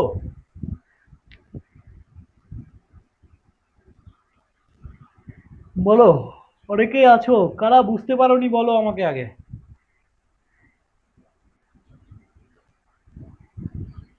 বুঝতে পেরেছি স্যার। চঞ্চল, বলো চঞ্চল, বুঝতে পেরেছো? হ্যাঁ স্যার, বুঝা গেছে। একদম ক্লিয়ার তো পুরো? এটা এটা তুমি নিজের ভাষায় লিখতে পারবে তোমাকে যদি বলি পুরোটা, একটা হ্যাঁ স্যার, গল্পের মতো কিছু করে? একদম। একটু যদি তোমরা ধ্যান দিয়ে আরেকবার আমার ভিডিওটাকে রিপিট করে শুনে নাও, দেখবে তোমরা গল্পের মতো পুরো জিনিসটাকে লিখে দিতে পারছো। এবার কি আছে, এবার তোমাদের এক্সট্রা করে এই পয়েন্টগুলো পড়তে হবে, যে what is superheater, what is economiser, what is air preheater. এই পয়েন্টগুলো এক্সট্রা করে পড়তে হবে, যেগুলো তোমরা পড়ে নেবে। এগুলো আর এক্সট্রা করে আমার বলার কিছু নেই, আমি বলে দিয়েছি পুরো। ঠিক আছে, হোয়াট ইজ কন্ডেন্সার, কন্ডেন্সারে কি হয় পড়লেই বুঝতে পারবে। ব্যাস, এই হচ্ছে আমাদের chapter, this is the end of A chapter. এইবার এখানে আমাদের কিছু গুরুত্বপূর্ণ জিনিস আছে, যেটা হচ্ছে লাস্ট টপিক, যেটা আজকের advantage and disadvantage of A thermal power plant. ঠিক আছে, advantage and disadvantage of A thermal power plant. তাহলে কেউ বলতে পারবে কি কি অ্যাডভান্টেজ আর কি কি ডিসঅ্যাডভান্টেজ আছে, বলো তো?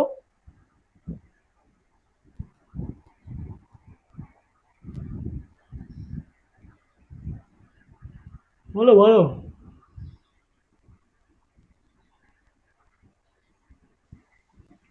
ফার্স্ট হচ্ছে অনেক কম দামে আমরা কয়লা পেয়ে যাই। The fuel used is quite cheap. Less initial cost, initial cost কি অনেক কম হয় as compare to other generating station. অন্যান্য জেনারেটিং স্টেশন থেকে এর কি হয়, ইনিশিয়াল কস্ট অনেক কম। Clear? It can be installed at any place. তাহলে অ্যাডভান্টেজ লিখছি কিন্তু আমরা অ্যাডভান্টেজ বলছি। তাহলে লো ইনিশিয়াল কস্ট,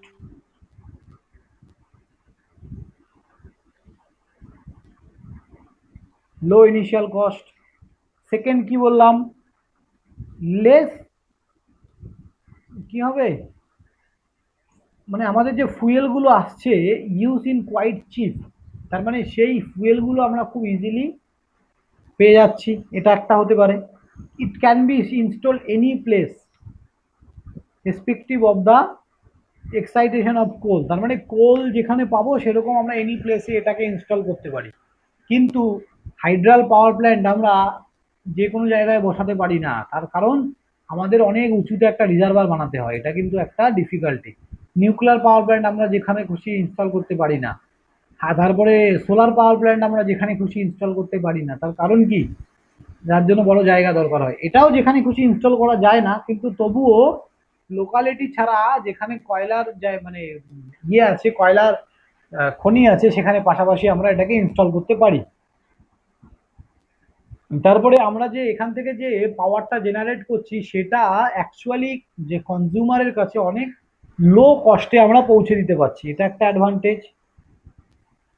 ঠিক আছে, তারপরে বলছে it required less space as compare to hydraulic মানে হাইড্রো ইলেকট্রিক পাওয়ার স্টেশন। তাহলে এটার জন্য অনেক কম জায়গা দরকার হয়। হাইড্রো ইলেকট্রিক পাওয়ার স্টেশনে কি অনেক বেশি বড় জায়গার দরকার হয়। ঠিক আছে, তো এটা অনেক ছোট জায়গাতেও আমরা করতে পারি এই ব্যাপারটাকে। এবার ডিসঅ্যাডভান্টেজ, হ্যাঁ চলো, তাহলে মেন ডিসঅ্যাডভান্টেজ কি আমাদের এটার, পলিউশন, প্রচুর পলিউশন। আর কি, আর এর রানিং কস্টটা কি হচ্ছে হাই, এর রানিং কস্ট। তাহলে ফার্স্ট হচ্ছে পলিউশন, আর সেকেন্ড হচ্ছে রানিং কস্ট।